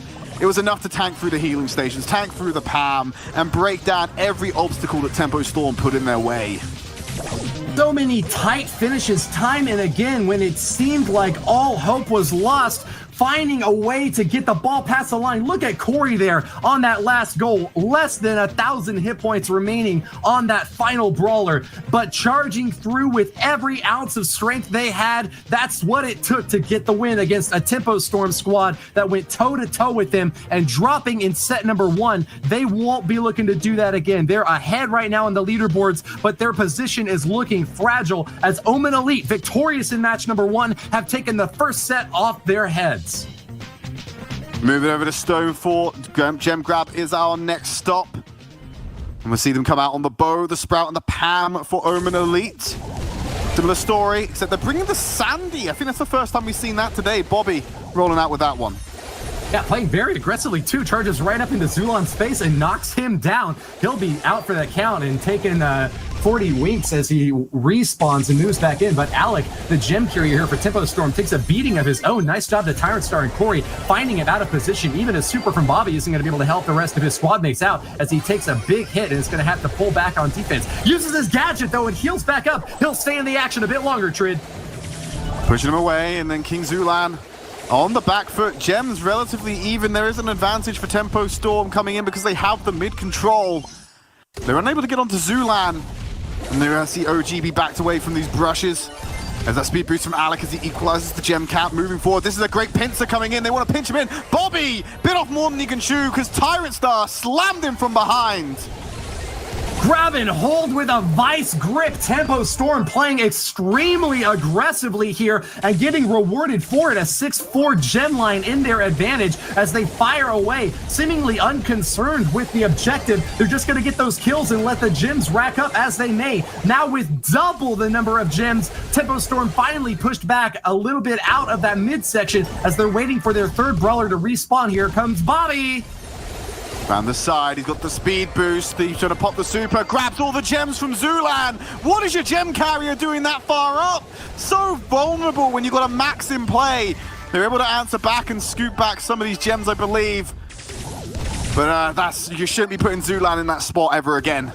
Very risky play, but Omen Elite have held on with their defense there. Corey using that super exactly when he needed it most. Seals off the entrance there from Tyrant Star, and OG going down. It's going to give some additional support on that left side. Blue team now have the countdown behind for most of this game, but holding court in the middle. Tempo Storm have been unable to catch back up, and it looks like they won't be able to. Nearing a team wipe, Omen Elite approaching the glorious victory they've sought for so long. Well, there you go. They're going to take that first game in the set, and they force away to set point. They're climbing up, Woody. Like you said, they were behind for most of that round. Got very dicey when they lost Zulan in the middle of the map as well, but they were able to reclaim the gems. They're using Sprout's wall to force Summer Tempo actually to walk over the bow mines that were being put out by Zulan and helping them to get that extra damage and crowd control, which has helped mopping up a bunch of these kills in the mid. It's really powerful for Corey to be able to shut down the routes of ingress to the actual site and the spawner on this map. There's 4 entry points. You can just remove one of them with one of the walls and force a split in the same way you would do a siege bot.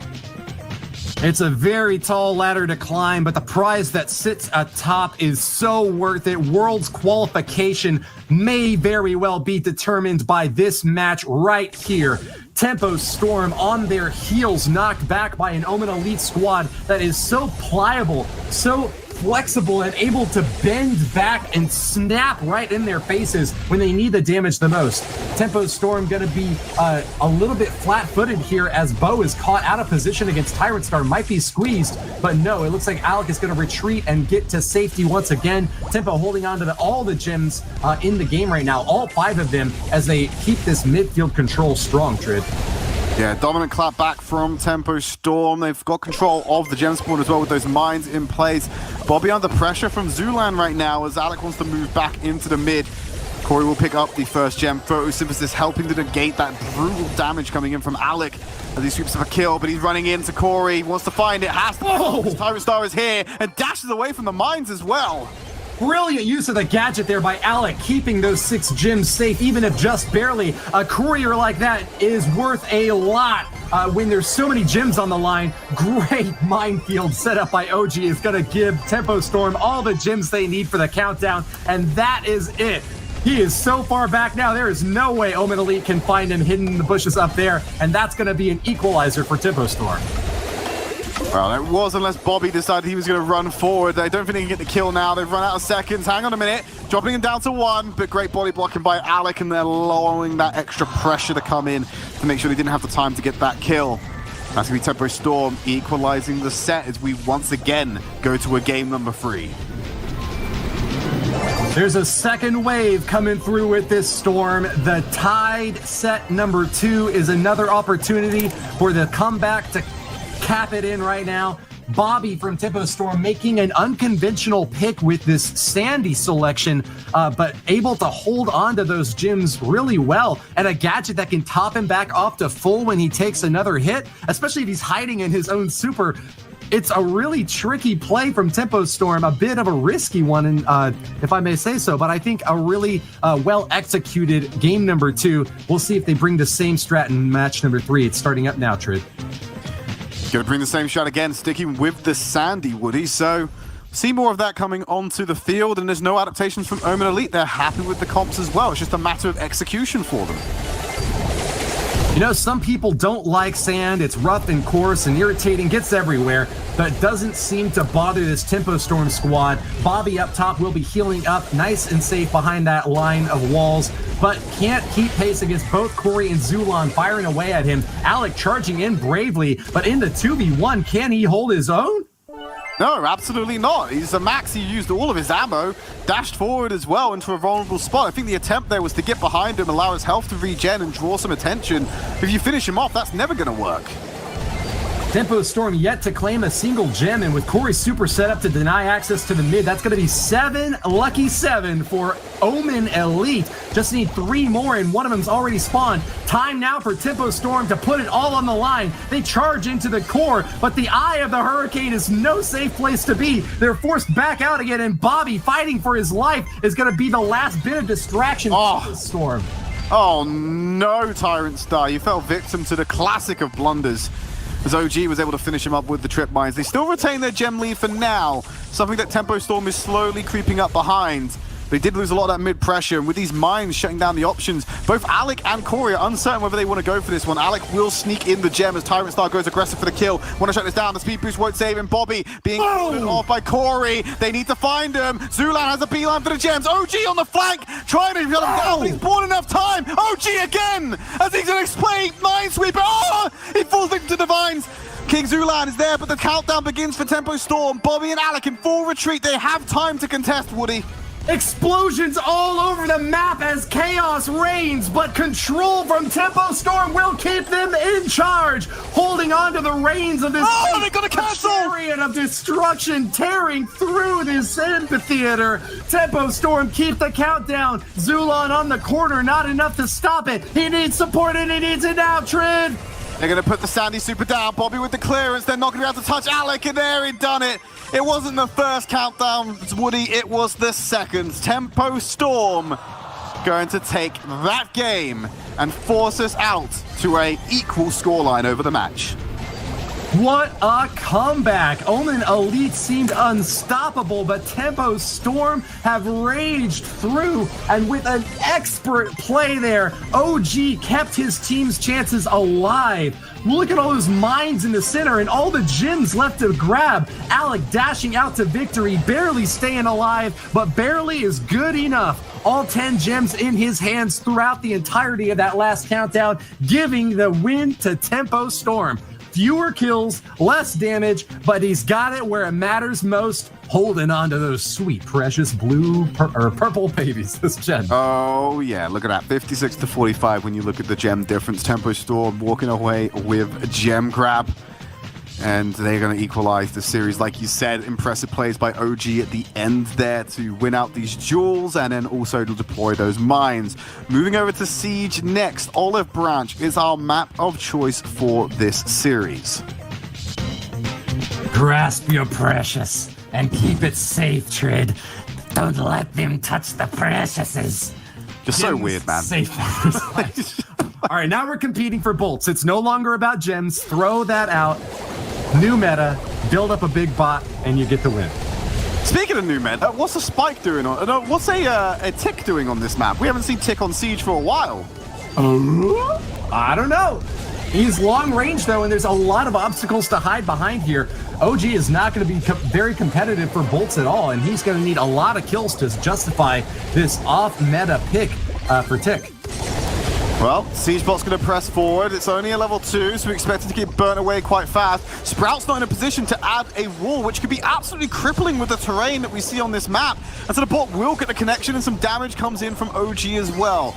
34% on the first pass, but Omen Elite have 4 bolts for the next siege. Oh my god, I don't know how Tempo Storm managed to get that bot on their side. With 4 bolts for Omen Elite, this second one's going to be a doozy, Trid. King Zulan and Alec26, the Pam race for control of the middle. Looks like it's going in Omen Elite's favor as Zulan will pick up another bolt. Alec charging into his own destruction.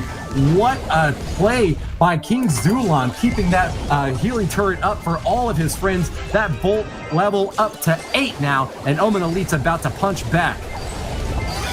All right, level 8 Siegebot coming in on this one, pushing forward. The healing station's there, going to be moving around. Bobby doesn't have super online once again, so no delay tactics from the Sprout. And the bot is making the connection, doing all of the work to shut this one down, dropping it below 50% HP. And the last siege, the bolt camp is relatively close, Woody, so this could go either way. Yeah, and Omen Elite definitely want to hold on to this bot at all chances. Tempo Storm need to grab it if they want to get the win here. It's behind by so many hit points on their Ike. There's no way that they can get the pickup unless they grab these bolts here and now. Bobby doing his best to give his team a shot, but Tyrant Star and King Zulan holding on to control of the mid. Seems like they won't give a single inch here. A level 9 siege bot coming in from Omen Elite is all that they needed. Tempo Storm don't have a chance or a prayer. All right, we're going to press forward again, and this is not going to be the play for Tempo Storm. Once the bot makes the connection, it's all over. Omen Elite take game number 1. Star player for Tyrant Star, the Barley, drinking all the maple syrup he can find and dishing it out with so much skill here. I think Tyrant Star definitely the MVP of this round, keeping OG out of commission on the back line. Tick can deal a lot of damage, but there's a reason why we don't see him picked very often in these setups, even with so many obstacles to hide behind. A thrower like Barley, or God forbid if someone had brought Mortis, that would have been absolutely destructive. Big lead now for Omen Elite on that first game. A risky pick from Tempo Storm, not rewarded. Let's see if they can mix it up then. What are they going to bring to the table? They've brought the Mortis this time, so Tyrant Star comes out on it. Are we going to see a vulnerable thrower in the mix? Well, the only real target for him right now is the Sprout. If he can close that gap and get on top of the Sprout, not going to have a good time. Yeah, really not going to a good time that time for Tyrant Star. Made his way toward the middle, trying to grab that bolt, but was completely shut down by Bobby and OG. Tempo Storm might see some death in Tyrant Star's eyes, but they are going to be the Grim Reapers of the first round. Siegebot coming in level 3 up top. Clomping along the middle of the field. Corey's going to move around into position. He's got the super online, too late to deploy it to get the stagger. We'll hold on to that for now to help with the mid control. The bot is getting a lot of value right now, dropping it to 72%. First strike for Tempo Storm.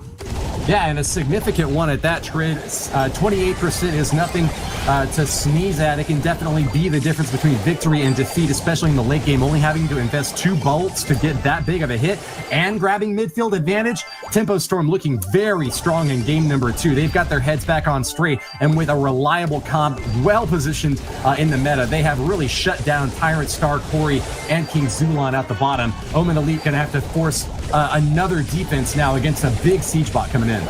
Tyrant Star is having such a rough game, Woody. He's been forced out so many fights by the Sprout walls, and then when he tries to move in, he takes too much damage before he finds value again, going down without getting a kill, just because there's so much damage on the side of Tempo Storm that when he tries to move in, it's already too late. 25% being taken down. One more siege should do it. This last siege from Omen Elite has to be the fattest siege we have ever seen. Otherwise, they're going to end up losing this round. Yeah, Tempo Storm playing very aggressively, though, kind of uncharacteristically aggressive, actually, if you ask me, on that last siege bot. Seemed like they thought that they could just tear through that Ike altogether with the opportunity to come back now. Omen Elite are almost guaranteed to get this last siege bot. Will Tempo Storm try to finish off that 21% Ike, or will they play the safe game on defense? I think that... No, they're going to play for defense, Woody. They have to. It's the only play. Bobby, Needs to try and find some damage. That super comes online. He has to shut down Tyrant Star's path of ingress. Not been able to do so, but the Ike did get some targeting on him. But Siegebot down to 22% already. This should go down. Tempo Storm, they've done enough, Woody. They've played the defense well. They will take control and tie out the set. Loaded up on Lepton, that siege bot was a bit too thin. Not the fat one you were looking for, Trid, to get the win for our friends over at Omen Elite. A tied up set number 3 as Tempo Storm put it back on the board and remain in contention. Even match overall, 1-1 set score and a 1-1 in this third round. Yeah, and the thing about the Mortis that we see at this level of play, Woody, is that the Mortis is always like the surprise factor typically comes out, and that's what gives you your value because it's not very strong independently when you know how to play around it. Tyrant Star wasn't able to find any value there, so even with the surprise factor, it didn't really play out for them, and that's why you can see them default back to providing this Max and Sprout combo to go into the mirror against Tempo Storm. Key dash in there from Alex grabs the first bolt, but at what cost? Was it worth it when so much is on the line? They'll have to pull back, and it looks like they won't get that first siege bot. Omen Elite kind of collapsing, though, and falling apart. It's going to be a tie in round number 1 with Tempo Storm picking up the advantage over on that right side. That's where all the bolts are spawning, and Bobby's doing a great job firing away with so many seed bombs to keep these enemies at bay. Talked about an uncharacteristically aggressive Tempo Storm. Well, Alex feeling that right now. Going super aggressive to hunt down these kills, and he was punished in the last one. It's good to see that change for this attack and him find some value without going down. But now he's going to try and 1v1 Corey up in his face. They need to close down this 3-bolt deficit they're currently suffering from, because Omen Elite will still have the edge when it comes around to this next siege, but there is... Bobby has got more growth than the Svalbard Seed Vault, firing away those bombs into the middle. It's the artillery fire that we have been waiting for. Tempo Storm with a big bolt score, but not enough to keep pace against the Omen Elite squad, who will get the second bot. It's level 11 and menacing that top side, but Tempo Storm almost guaranteed to get the final siege if they could just hold on for this big assault. Down into the 50s, into the 40s, Trid. They've cleared the bot out, though, so that's a great start for them. There's a healing station. It's not with the rest of the team. So Omen can't stay here for the long haul, but they've done enough. 23% damage. This huge bolt lead needs to get a slightly larger, and Tempo Storm need to set up for this last siege. If they do not, they will end up losing this set. That's a massive lead, and this is going to be one of the biggest bots we've ever seen. 17 in the hands of Tempo Storm, up to 18 now. 25 seconds left. Give us 20. Ah, level 19. So close to being the big 20 siege bot, but it's still going to run down all the same. Clomp it away down into the middle of the point, gets into Ike range as they're going to start pressing against the healing station. It's still there, eliminates one of the members. They're in position, there's the connection. It's a race against time to hit 23%, but all members of Tempo Storm will be cleared out. The bot isn't strong enough, and Omen Elite will take the set. Not enough! Omen Elite hold on to their lives, and with victory over Tempo Storm in set number 3, they will be moving on victorious march. Congratulations to Corey, the MVP of that last round, holding on and knocking down the enemy brawlers as they advanced alongside that bot. You really want to have all 3 of your guys heads up and supporting the bot if you need to deal so much damage. How much did they need? 78% off that Ike. They did a valiant effort, but bringing it only down to 43% was not even close. Congratulations to Omen Elite. A slim stat line here to look at, Trid. Absolutely, and at the end there, a lot of that came down to Tyrant Star. Tyrant Star playing cleanup on the back line. He didn't go for the bot. He was like, no, I'm going to clear out the ads of the raid, if you will, and he started clearing out members of Tempo Storm. You saw the Sprout Wall come down to slip away and divide the team potentially in that middle section. It just enabled Tyrant Star to go forward and find these picks and take a lot of the bite out of this push. Looking towards set number 4, it's Bounty, and we're going over the Heat Wave. Well, if you thought this ominous storm coming through was bad enough, we are going to be turning up the temperature. A heat wave map is next, where we've got a lot of bushes to hide around in. It's all about grabbing those kills, though, as Bounty is not going to be easy for either team. They're going to have to play very cautiously and defensively. Any kill you give up could be the end of it, Trip. Absolutely, as we're getting ready for that fourth set. And we've seen some interesting strategies on this map. A lot of Sprout being played, if I remember correctly, on Heat Wave, so not really out of pocket for what we see from people like Corey. So it's not a bad selection to come in if you're Omen Elite. We'll see what they finally run out with when it comes around to the map type. So there we have it. Gene, Carl, and the Sprout for Omen Elite. When we look to Tempo Storm, they're taking a Sandy and Rosa, so a slightly tankier composition that it might be lacking in heals to support such a team. Great job here by Tempo Storm, sticking to what they know works best. Sandy worked really well for them in Gen Grab. That's the only set win they've scored so far, and they're going to need to pull it back again in this third set if they want to keep their chances alive. Tyrant Star taking a big beating, and OG's done it, knocks him apart with help from Alec there. Dodges that Seed Blast from Corey and will stay alive for a 3-0 advantage. Massive super from Alec, knocks those brawlers down, but doesn't get a kill, Trid. Not able to convert it to a kill, unfortunately, Woody. And Alec was able to win out that trade, the duel, if you will, against Tyrant Star. Whoever throws the pickaxe first typically wins in those trades because they can bounce behind cover on the recall and get 2 strokes of damage from safety. Oof. And that's why Alec was ended up winning the duel. Tyrant Star answers back, though, with the help of Zulan. They now go to 1 star behind. Corey knows OG is lurking in the bushes over there, keeps firing away with those Seed Blasts, but OG is not going to give up an easy shot. Tyrant Star on defense eliminates Alec 26, and that is a big pickup for Omen Elite. They're going to hold the lead now, and just 40 seconds left for Tempo Storm to make this comeback happen. OG's looking deadly, though, menacing that left side, not going to give Omen Elite an easy lineup on the offense.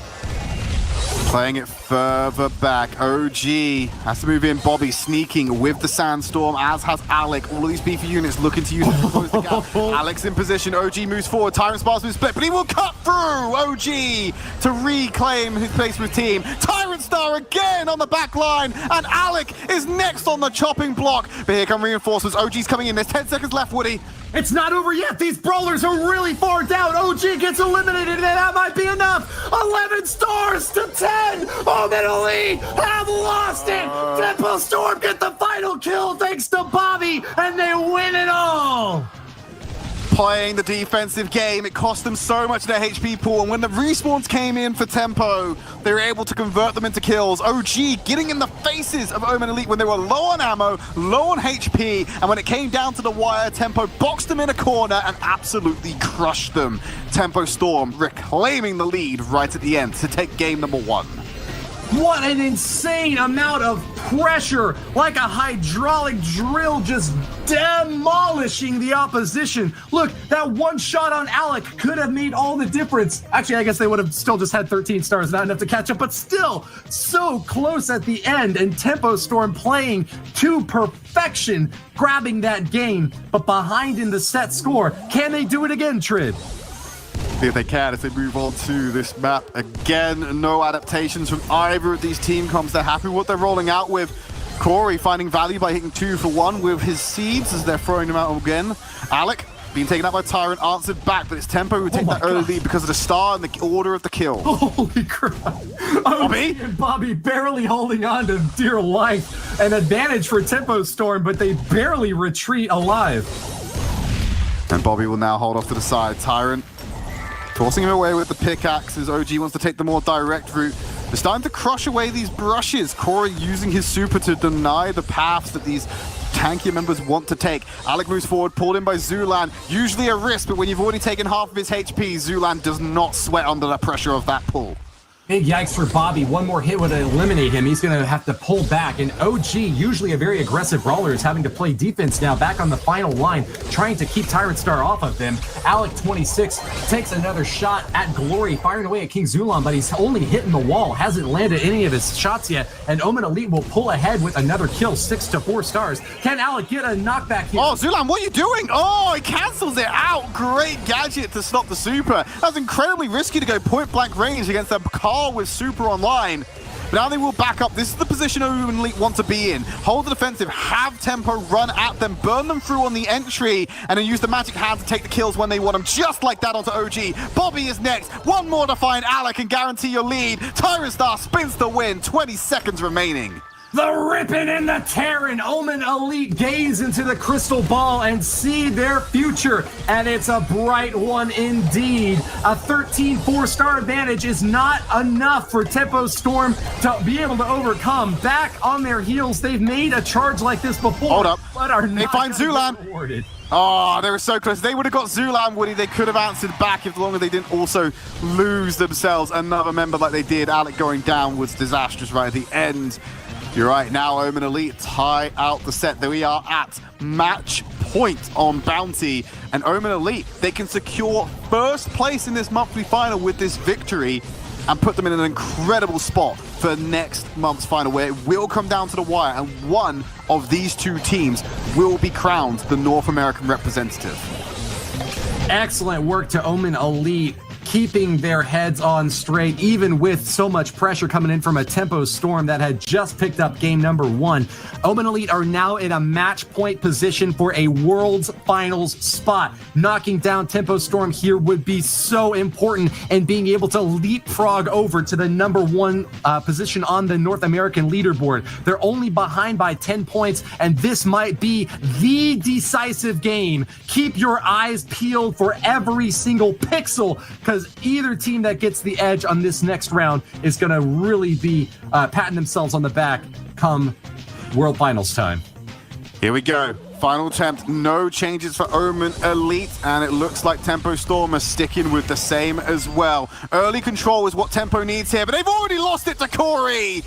Omen Elite take an early gain yet again. Tyrant Star about to go down, gets the magic pass, but it's not enough as Bobby will also escape. Equalized out, but because Tempo Storm got the first Lone Star, they will take the lead by 1.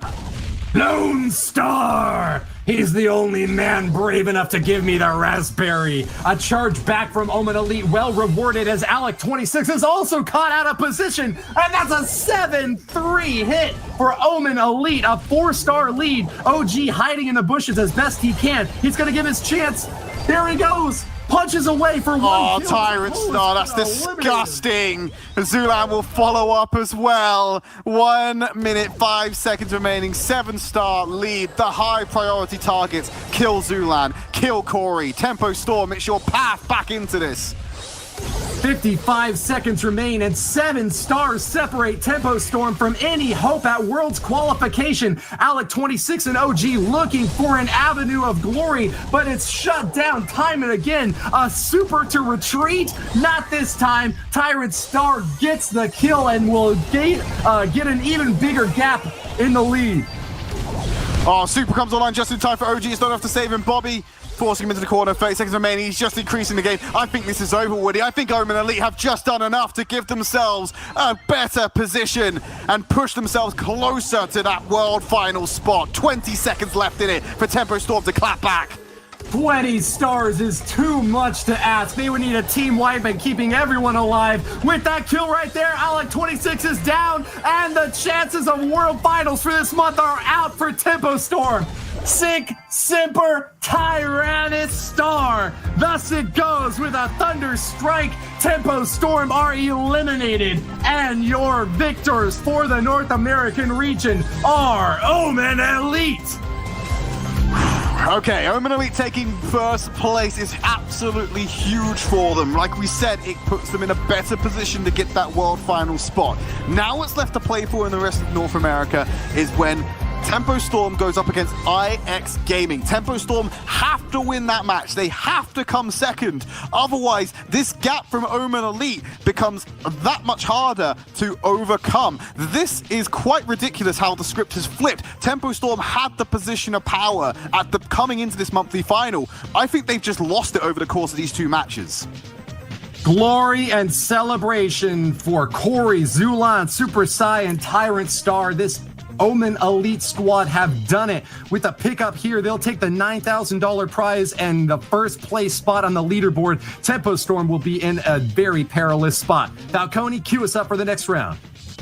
Thank you very much, Woody. And you guys summed it up pretty nicely. Things are getting spicy in this region. But before we get into that, let's get into our MVP for that last match. And it's going to be Zulan. Zulan played some really incredible games, starting way back in the first matchup, where he played as Max, dealing the damage, soaking up the damage in Brawl Ball when he needed to, dealing the damage when he needed to, and being exactly wherever he needed to be. Zulan got an important, beautiful goal early in Game 3, and in overtime in the end, it came down to pure damage, with Zulan was key in dealing that damage. Zulan spent most of Gem Grab in the center, dominating the map. Back to Pam in Siege, where Zulan confidently protected the center, allowing his teammates to get so many bolts, winning 2 vital sieges. And then later in Bounty, as Gene, Zulan played a very defensive game, getting those strategic pulls when it counted and securing that victory. We're going to take a look at the group now. This is where things are interesting. As the caster said, Omen Elite have won today. They are the winners of this region, but they've not qualified for globals yet. In fact, I believe if Tempo Storm win this match, they're actually tied up going into the last month of the monthly finals. So everything to play for next month, but for now, Tempo Storm, every single moment counts up against IX Gaming. This is it. This is going to be another big, important match. Every single match in this group is important. For IX Gaming, we've got Zar, Crying Man, Second Best, and Chepo. For Tempo Storm, we've got Alec, OG, and Bobby. Let's talk about IX Gaming. Zar admitted that they've been learning from their mistakes for sure. They think more about their comps, and they know that communication is very important. And so IX Gaming are working on all of those areas. It's cool to see them admitting they were a little weaker at first, and to learn how they've grown throughout the year of competition. I can only imagine how good some of these other teams are going to be in the global finals. Let's talk about Tempo Storm, who again are fighting to keep their advantage. Having lost to Omen Elite, things are getting dicey. Alec admitted that this team have been improving at everything since they first started playing together back in 2018. He claims that the biggest strength in the group is chemistry, whereas Bobby said it's thinking of good comps. Maybe that means we'll be seeing some more different type of comps. Here we go, the final match of the weekend starts now. Thank you very much, Falcone, and what a day it has been for the NA region. These games are absolutely just on fire, Dread. Oh, it's been incredible. I mean, you had a bit of a stonker of a series. We had a pretty good one as well. Let's close it out just the same. Surge, Gale, the bans we expect to see finally being taken off the board. Yeah, I would say so. We saw a little bit of Surge earlier today, but definitely one that teams are wary of, and getting rid of him and Gale, I think, is wise. Going into Minecart Madness, our first map, and obviously the game mode will be Gem Grab. Minecart Madness, a personal favorite of mine. An extra element, something else to think about is the path of those mines carts. They're going to deal a cool bit of damage to you, so you don't want to be cut off. As we keep mentioning as well, changes have come into the map where you can now shoot through portions of it instead of being fully obscured. You can't pass through it still, so still need to be conscious of that positioning. Yeah, the rope fences really mixed up this map in particular massively. You know, brawlers like Nanny, which we've seen quite frequently being played on Minecart Madness, would just never have been an option. And Pam as well for lane alongside that. Seems to be a very common choice. For me, a Sprout mid is definitely a really, really good way to round off that comp. Be interesting to see where the teams go for that. Well, we're jumping into our first game arc. We're going to find out fast, and I see Sprouts on both sides of the field. No Nanny. It's Bo and Pam for IX Gaming, Tempo Storm. They're running out with something similar, except they're bringing the Carl instead of the Pam. Yeah, I like what I'm seeing. For the most part, I would say that these comps work for me. We've seen time and time again the effectiveness of Bo's gadget of Trip Mine. So Tripwire coming into play potentially here if Alec is running it, which I assume he will be. And for the most part, it was actually IX Gaming who got the better amount of gems off the bat there. Zar, though, goes down, dropping bolts. That could be easily picked up by Tempo Storm here for me. Good press forward here. Alec under the cosh as well. Won't be found out. Super used as well. 61 HP. One more should do the trick. Can't find that final shot, but it's on Shadar to finish it off. The healing station will go down. They can start to take control of the mid. Oh, he was forced to retreat by a maverick Sprout shot that was absolutely just shot into the air, catapulted by that minecart there. And IX getting control though now, 8 gems in their pockets and getting ever close to a countdown as Second shuts down that right-hand side, putting pressure on both the mid and the left lanes here.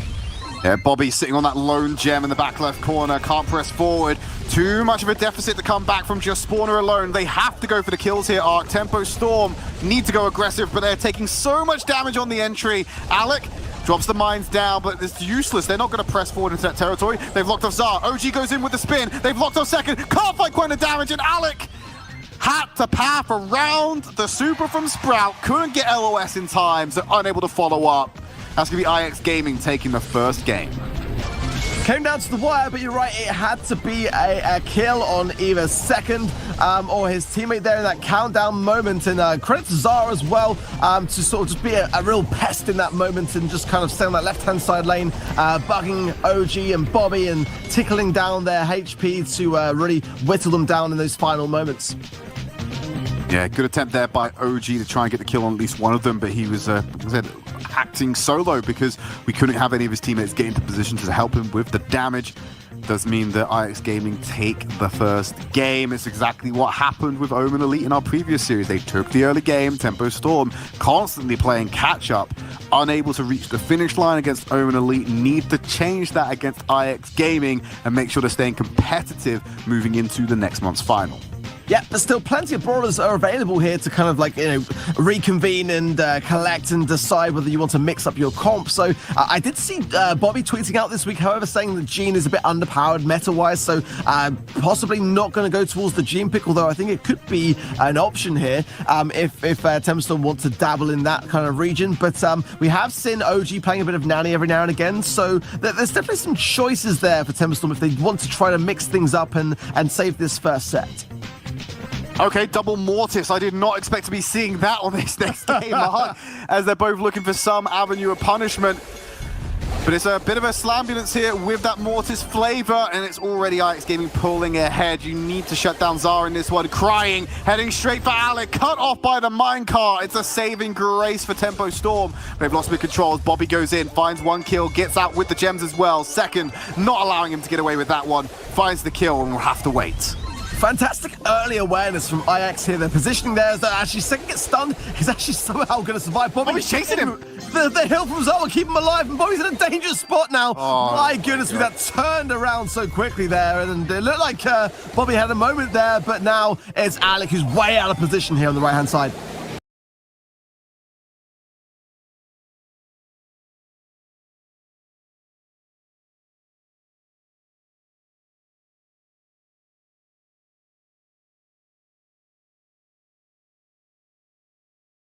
Brawl Talk! Mega Boxes are back for a classic Brawl event. 2 Animal Brawler, Back to Olympus and the Deep Sea, and 3 new game modes. Why don't we bring back boxes? Everybody seems to want them. Because look at what Danny did. Don't worry, Frank let me borrow this. Alright guys, this is it. Let's go! Danny's about to destroy the Mega Box. No, that one. Man, that felt personal. Is he gonna be okay? Don't worry, you'll be fine. And welcome to Brawl Talk. Classic Brawl is the new event coming with this update and need to reward you with Mega Boxes. And who better to explain Classic Brawl than Classic Ryan and Frank? That's right! Hello! We have new game modes, a new hypercharged skin, recolored and remodeled classic skins, and the return of the Mega Box. Collect enough Mega Boxes and you'll be able to get the newest hypercharged skin, Sovereign Rico.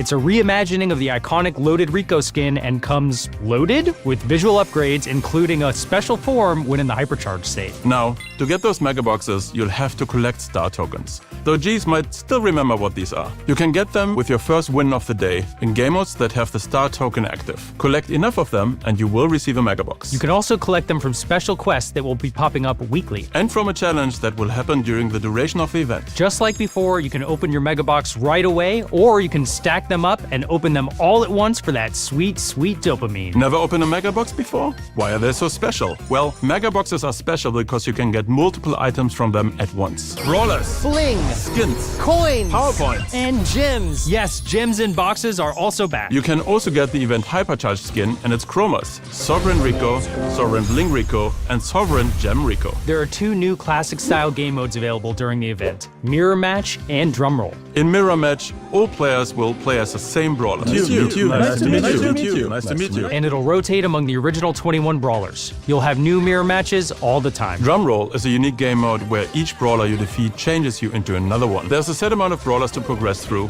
and when you get to the final one and defeat another player, you win. Yeah! Both of these game modes have the classic modifier, which means brawlers are capped at level 9, have only the first star power, and can't use hypercharges or gadgets. Just like the good old days back in 2019, before Drew and Marcia even existed. That's not all. We have a bunch of cool classic-inspired skins coming, including a new skin based on Star Shelly, Stellar Shelly, and you'll have the chance to get all of them from the Mega Boxes. Boomer Dynamite thinks everything was better back in the old days. Deputy Brock is ready to rock. And Sheriff Shelley is dispensing justice, 2019 style. Rouge Ricochet is ready for action. Get it? Because he's red? We also have remodeled 2 old skins. Viking Bull, which is now looking a lot more badass. He also has a color variation called Norse Raider Bull. And Caveman Frank, which was probably one of the ugliest skins we had in the game. He also has a color variation for this skin called Prehistoric Frank. Classic Brawl starts on July 12th and runs until July 31st. That's right. Dude, I told you that's my line. Who's up for Toga Tuesday? Stop trying to make Toga Tuesday a thing. Same time next week? The Gods vs. Monster season unleashes mythical skins upon the land. The Brawl Pass Medusa amps, including Brawl Pass Plus Sapphire and Ruby. Bull Minotaur, he's bulldozed the labyrinth. RT Poseidon, ruler of the waves. Dionysus Angelo, the party animal. Harpy Melody, this time her songs will infect you in a different way. And she's the ranked skin of the season. Athena Piper grants you trick shot wisdom. The Gods vs. Monster season kicks off on July 4th. Who doesn't love unicorns? Barry. Barry is a tough and dry guy who was hired by Mandy to work at a candy shop in a unicorn costume. He has to endure Chester's pranks and Mandy's chaos every day, but very deep in his cold heart, he's happy he has this family. He attacks with melted ice cream that damages enemies and also deals damage over time. And also heals teammates because friends like ice cream. Ice cream is great. During his super, he dashes forward using his tail like a tasty tornado, splashing ice cream all around him. Ice cream. And Barry also has an interesting trait. He can actually charge his super by healing teammates. Don't you just love ice cream? I mean Barry. Barry is the first brawler of the update and it's arriving with the Dark Horse Barry skin. Teaming up is awesome. As long as you're not teaming in Showdown. So we are making some improvements to social features. We're making it easier than ever to team up with your IRL friends with new group QR codes. And it's also going to be easier to continue playing with players you meet in-game by allowing you to keep your team after you hit the Play Again button. Quick chat directly from the home screen. Add friends directly after a match. Most importantly, you will get double XP when you play in a team. If you're not in a team, join a team. It's hypercharge stuff! We have 7 new hypercharges coming. Barley throws 3 big brews that also destroys any bushes in the area. Frank's super now affects the entire area around him. No more aiming required. Angelo's super follows him wherever he goes, just like the gossip. Piper finally has a hypercharge. She drops even more bombs when she uses her super and knocks back enemies wherever she lands. Ems pushes brawlers away with her super and follows up with a targeted spray. Rico's super projectiles now bounce even further. Gale's super is wider and fires twice. Talk about a cold snap.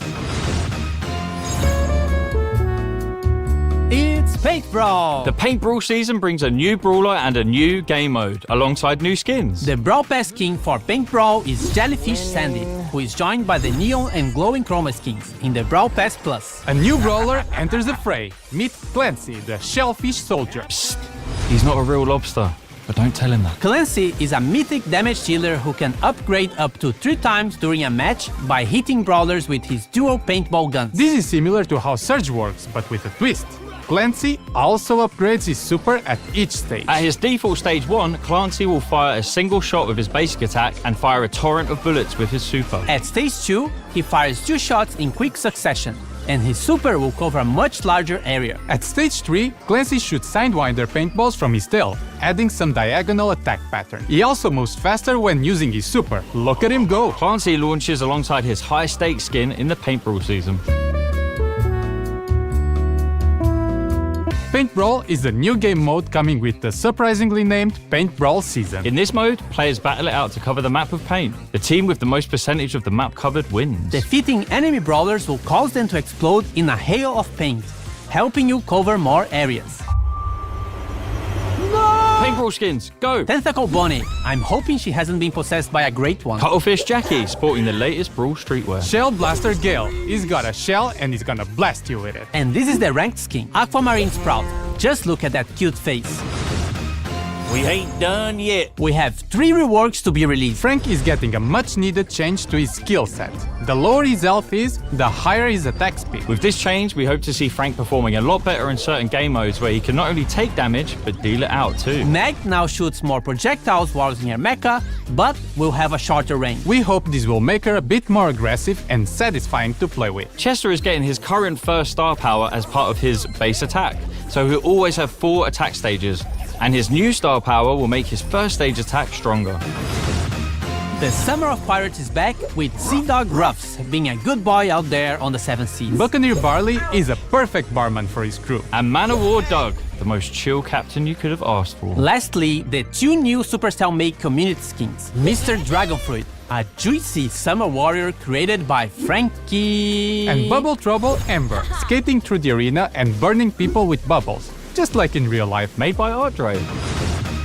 Hank's title changed to Prawn Ready, because yes, you can now see in which year your account was created. The bling cap has been removed. Brock's base model has a new fresh look. You can now get your unique Supercell ID handle. And now you can see your current rank position in the Masters leaderboard in your profile. Enter the hashtag Minotaur Ball giveaway on social media for a chance to get your hands on the new skin. Free profile picture! We made it back, guys, and we didn't change a thing. Everything seems to be pretty normal. Perfect. Good job, guys. Hey guys, what's up?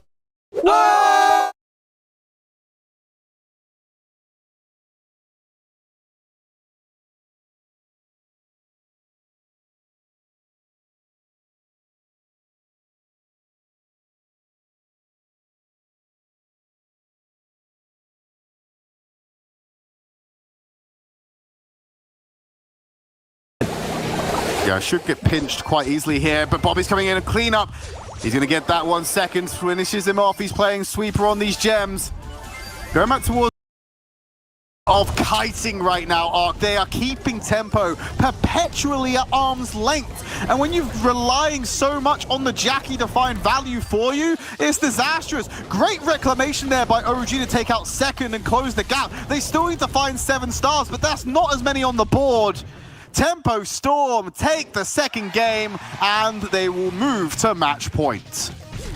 IX Gaming now, all eyes on this one, because this is going to make a massive difference in terms of how the NA region will play out here. We already saw today only having a fantastic day of things, picking up maximum points, so the outcome of this actually plays a massive part in what happens next. Take a look at some replays from that previous round as well. It's an IX Gaming highlight reel, quite frankly. As we're looking towards map number 4, let's pull it up and have a look at some stats first, actually. Look at that damage difference, Arc. Nearly 3 times the amount of damage that Tempo are able to deal. That is a mighty scoreboard. 4 times the kills, twice as many stars. I mean, that was a pretty one-sided affair for me, and we'll have to see going into Heist whether that might favor more and cater into Temper Storm's playstyle. Tornado Ring is the map. All right, Nanny, BB, and go ahead and throw in a Carl. On the other side, we have Spike, Barley, and B for Alec.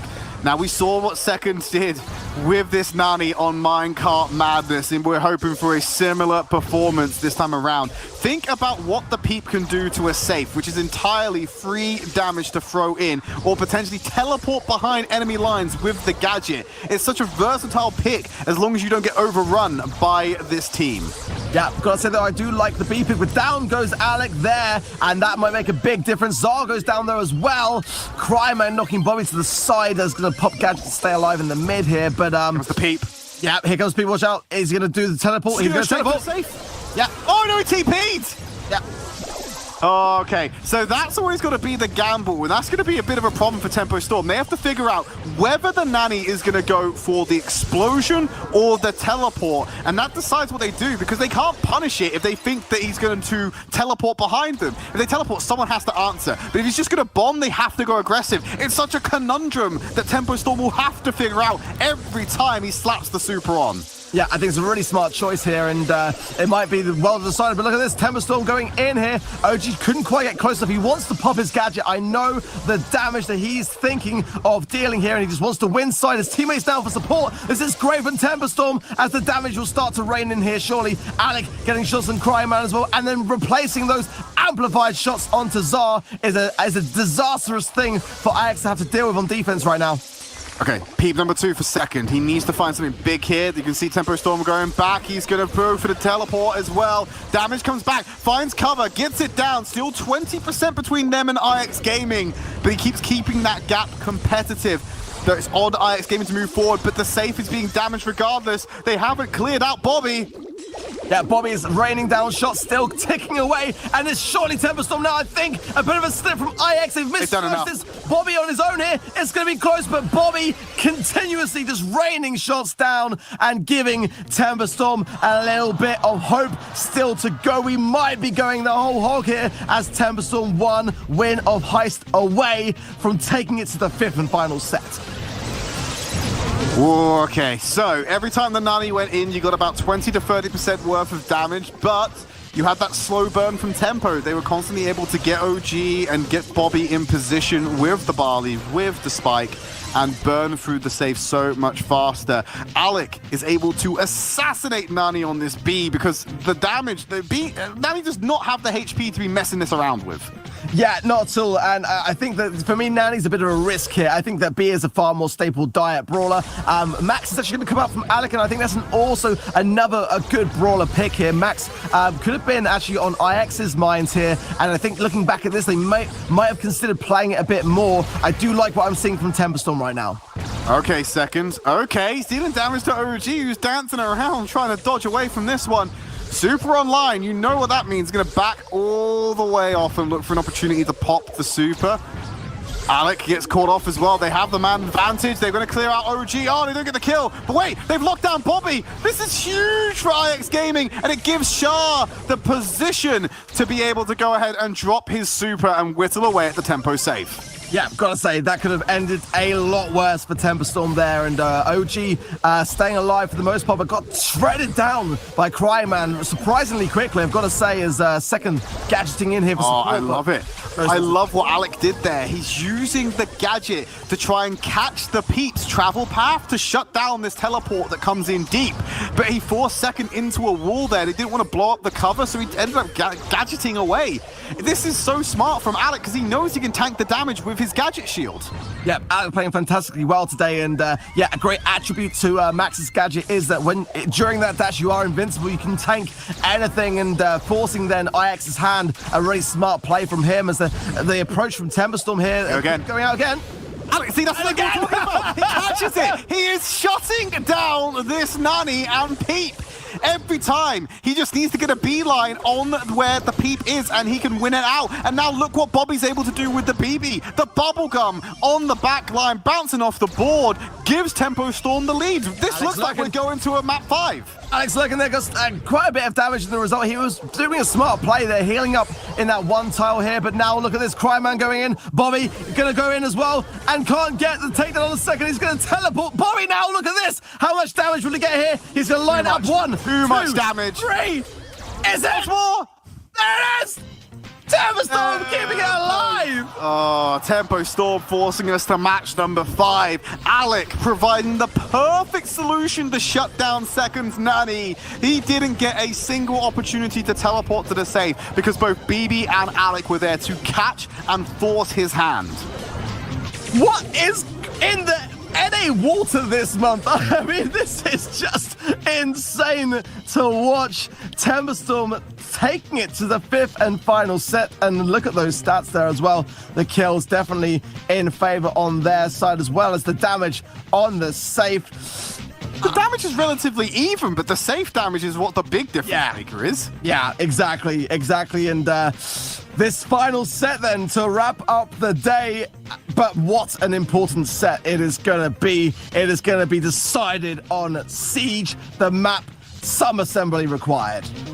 Coming down to the wire, Tempo Storm need this win to stay competitive against Omen Elite in our final monthly final. Let's see him move out onto Siege, as we're going to have them roll out on a similar composition. Alec moving back onto the Frank this time around. That's a triple. That's a lot of damage coming out there for IX Gaming. Very vulnerable if they get caught here. Yeah, and already look at this. TempoStorm a bit on the back foot as IX getting a lot of mid control. Alec will pick up 1, and that might just be enough to draw out this set. Let's see what happens here. I actually think Bobby accidentally DC'd there at the beginning because he was missing from this entire first bit of engagement, and they gave up so much mid control and this first bot. That's disastrous for Tempo. Yeah, tight spot. Bobby might pull this, but he's a bit low on health if he does. Let's see what happens here. Azar getting a lot of damage. That's a pretty gnarly first push for me from IX Gaming. Bobby holds on to the magic hand, realizes he could find more value at this re-entry. They have to get control of the mid, otherwise they're never going to get bots on the board. We're such a vulnerable team. If he can just dodge the damage and get a pull, he's going to be able to take one of these out quite quickly. Yeah, not the greatest of starts here for TempoStorm for me, and like they've got to start to get mid control. Bobby needs to maybe work together with... What's Alec doing over here? Out of position right now, and Zai able to capitalize, and surely there's the takedown as well. Yeah, 6 bolts in the bag right now. This is IX written all over it, and not a good spot to be where you TempoStorm. I mean, if TempoStorm do go on to lose against IX here, they will be looking at a position where there'll be 20 points difference between themselves and Omen, but not a good start going into the next month. Oh, not at all. So we're going to see that drop around about 25%. No, I'm wrong. It's dropping all the way down because of the last call. A couple more bottles will seal it for IX Gaming. Yeah, this is really, really disastrous right now for TempoStorm. Bobby taking hits, forced to pop the gadget, but it's not going to be enough. Second will still get the hits, and Alec all alone here. Surely going to go down to second here as that super will tick down. 7 bolts, 8 bolts, 9 bolts more. There's nothing TempoStorm can do about it now. All right, it's all over. 4 seconds. IX Gaming, they get the last siege. It's all about whether they can finish it off, and he just throws in the last call for good measure. He might win it off with just that alone. IX Gaming don't even need that final siege bot. They're going to call it quits and take game number 1. One more game gives them the victory today. I mean, if you're TempoStorm right now, you've got to be thinking throwers. Surely we've seen the might of Barley coming back into the meta, the power of his new gadgets. The tonic healing goes such a long way. And I've got to say, without a thrower on your team, you are really going to struggle in this one. Definitely a rethink in terms of their brawler lineup for me to stand any chance of taking this 2 more games in, which is what TempoStorm are going to have to do to win it. Lots of vulnerable brawlers on the field. Yeah. A man with a penchant for playing Mortis. Will it come out this game? Is that the gamble they're prepared to take with this match point on the line? I do not think that would be wise. I mean, if you're IX, you might do it as a troll, but I think for me, Frank has not dwelled well at all for TempoStorm. They've got to remove that brawler and think it through with a thrower, probably Barley. Okay, so an early start there for TempoStorm. Alec in the bank about better. OG going with the Barley pick for me is definitely wise here. Zar with an early gadget use of healing tonic there. Bobby going to bank maybe before going down? No. Oh, bank will stay and second will pick it up. Right, there we go. Level 2 siege bot coming in for IX Gaming. So early lead once again. They're matching him on the throwers arc. They've got the max on the Alec. If he's taken out, he's not fast enough, apparently. Bobby has the magic hand online. He's looking for a position to pull the siege bot away and buy some more time. In fact, no, he sits on it because he's already too late. 83% are going to fall a little bit more HP as the last call comes in, bringing it down to 72. Much better defense so far by Tempo Storm, but they've got a long way to go. A long way to go. Alex picking up bolts, but I really feel like Bobby needs to start working together with his teammates on these pulls. We haven't really seen any effectiveness from the Gene. There's a pull! There we go! Down, and the bolt is saved. A great moment for Tempo Storm to get back in this mix. Keeping the bolt count competitive as well as they take control of more and more of the mid game, but losing Alec there is horrible for them. Thankfully, the RNG is in their favor as OG will bank it, forcing them to have that level 6 siege bot. They need to find value here because IX Gaming have that lead with what could be the final siege. Yeah, they've got to start to really get some damage going down the IX. But look at this, a great slowdown super. It didn't even connect. Wow. What a defense there from IX Gaming. Thankfully, OG had the long-range damage to be able to find some value. It's coming down to the last siege. They have to win this bolt contest, otherwise it's game over for all of them. What a great pull from Bobby, but Alex so weak that bolt was just not able to be banked by him as a result. And look at this, they've got to get every single bolt here, and they are doing it, but not really. Look at this, 10 seconds left, 9 to IX, 7 to Tempo Storm. Wait, Alec can go with Sweeper. They might have done enough. This is it. They can bank these bolts. They're going to have that last siege. Oh my goodness, big boy! Oh, they get it! They get it! It was banked just in time! And look at this, can IX do much about it? Oh, Bobby killed Zar! Shut down, Trid! Oh, here we go, Tempo Storm. They have to make the connection. They've shut down the body. The respawns are coming in. They'll have some damage to deal with it, but it is there. Tempo Storm with match point on the line. They do not blink, and they will take us to that third and final game. What is happening today, Trent?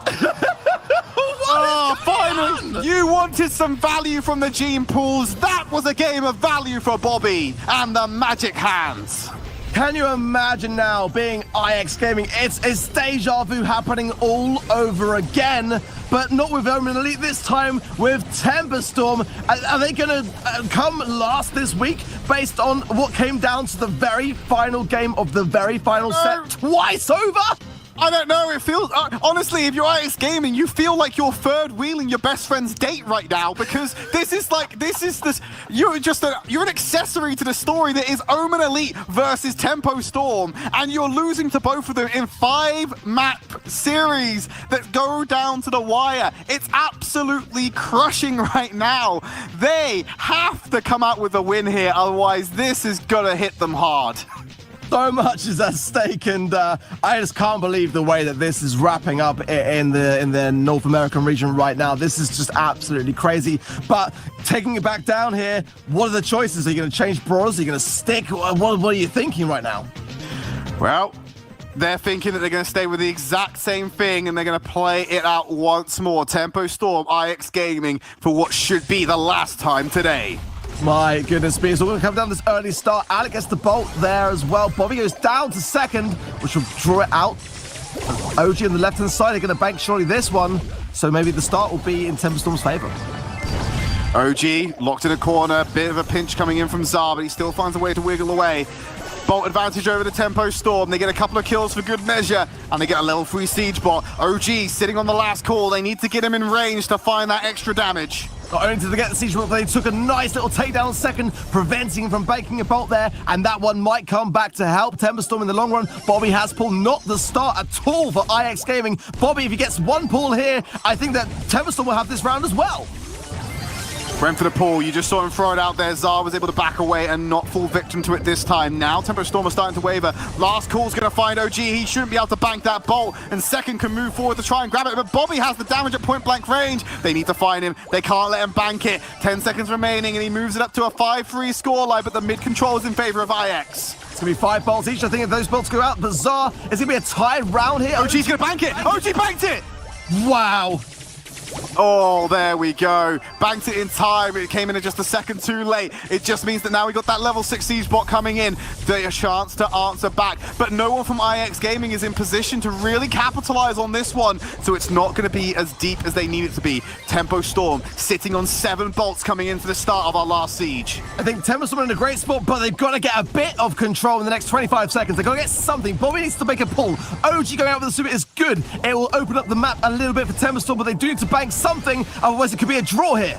Look at how safe they are playing. They're so afraid of Bobby because they saw what happened last time, and it happens again. Tempo Storm. They have not the edge, but they have the Bolt lead. 10-5, 3 seconds remaining. Second cannot close the gap in time. It is all about the defense right now as Zar moves in position to find a last call to hopefully send them over the line. Defense, defense, defense for IX Gaming. Bobby staying alive is so crucial here, but look at second cycling with a second wall here. The pull from Bobby is good, though. I think surely Tempest will capture. They've done enough! They will do it, True. They've done it! They are safe!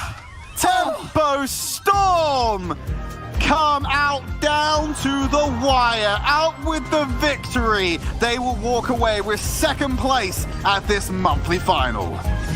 Oh my goodness me, I think I need a brain transplant because it is entirely mush right now. Temper Storm did bring out the goods just at the very nick of time to give themselves a bit of a chance in next month's qualifier as the rivalry between them and Omen Elite will continue. Ooh, wow, what a series that was. North America shaping up to be one of the most competitive regions that we have in terms of this infighting they have, and I'm super excited for the region, and I want to see how that level of competition shapes up on the global stage. Let's take a look at that stat line though. IX Gaming, they had the damage, they had the kills, heck, they even had the bolts, and they couldn't come out with a victory on that map arc. You hate to see it, Trid. I mean, how often is it when you look at 3 lines of stats all in your favor and you still fail at the final hurdle twice this month? A bad day for IX Gaming, a great day for Omen Elite, a pretty good day for Temper Storm, but we're going to go to Falcone now to see this one out. What a day of Brawl Stars we have had today. Tempo Storm take this one down. They're taking second place, which means the competition just gets fiercer and fiercer. Let's take a look at our MVP for the final match of the weekend, and it's going to be Bobby, who was incredible throughout that last series. Bobby played a really aggressive Mortis in game 2 of Gem Grab, but you know what? We love to see it. It worked out beautifully. He switched to Sprout in Brawl Ball and really managed to get that DPS in against defenseless opponents. Bobby switched over to Barley in Heist, raining in the damage on the enemy safe with that disgusting super, whittling it down completely on his own. Later switching to BB, where he wailed on that safe, completely wiping it out. And then in the final set of the day in Siege, Bobby played some Gene and really pushed that damage onto the enemy Ike, securing the victory against IX Gaming. Oh my goodness, let's take a look at the bracket one last time for this group and see how things have shaken out. Yes, Omen Elite did take down both of the other teams, but with Tempo Storm conquering IX Gaming, this group could go anywhere in the final month of our towards global championships. Whew. Prize pool, $9,000 going to Omen Elite, along with that hope. The hope that if they keep this going, they will be seeing us at global finals. Only one more month of competition between them and the big prize. $2,000 for Tempo Storm, $1,250 for IX Gaming. But now this is what we want to see. The leaderboard. Omen Elite are now ahead of Tempo Storm by only 10 points. Literally anything could happen in this group next month. You cannot miss the next month of competition. Believe me, that is one that you are going to want to see. Europe and also North America and Latin North both completely open up for their last qualifier for global finals.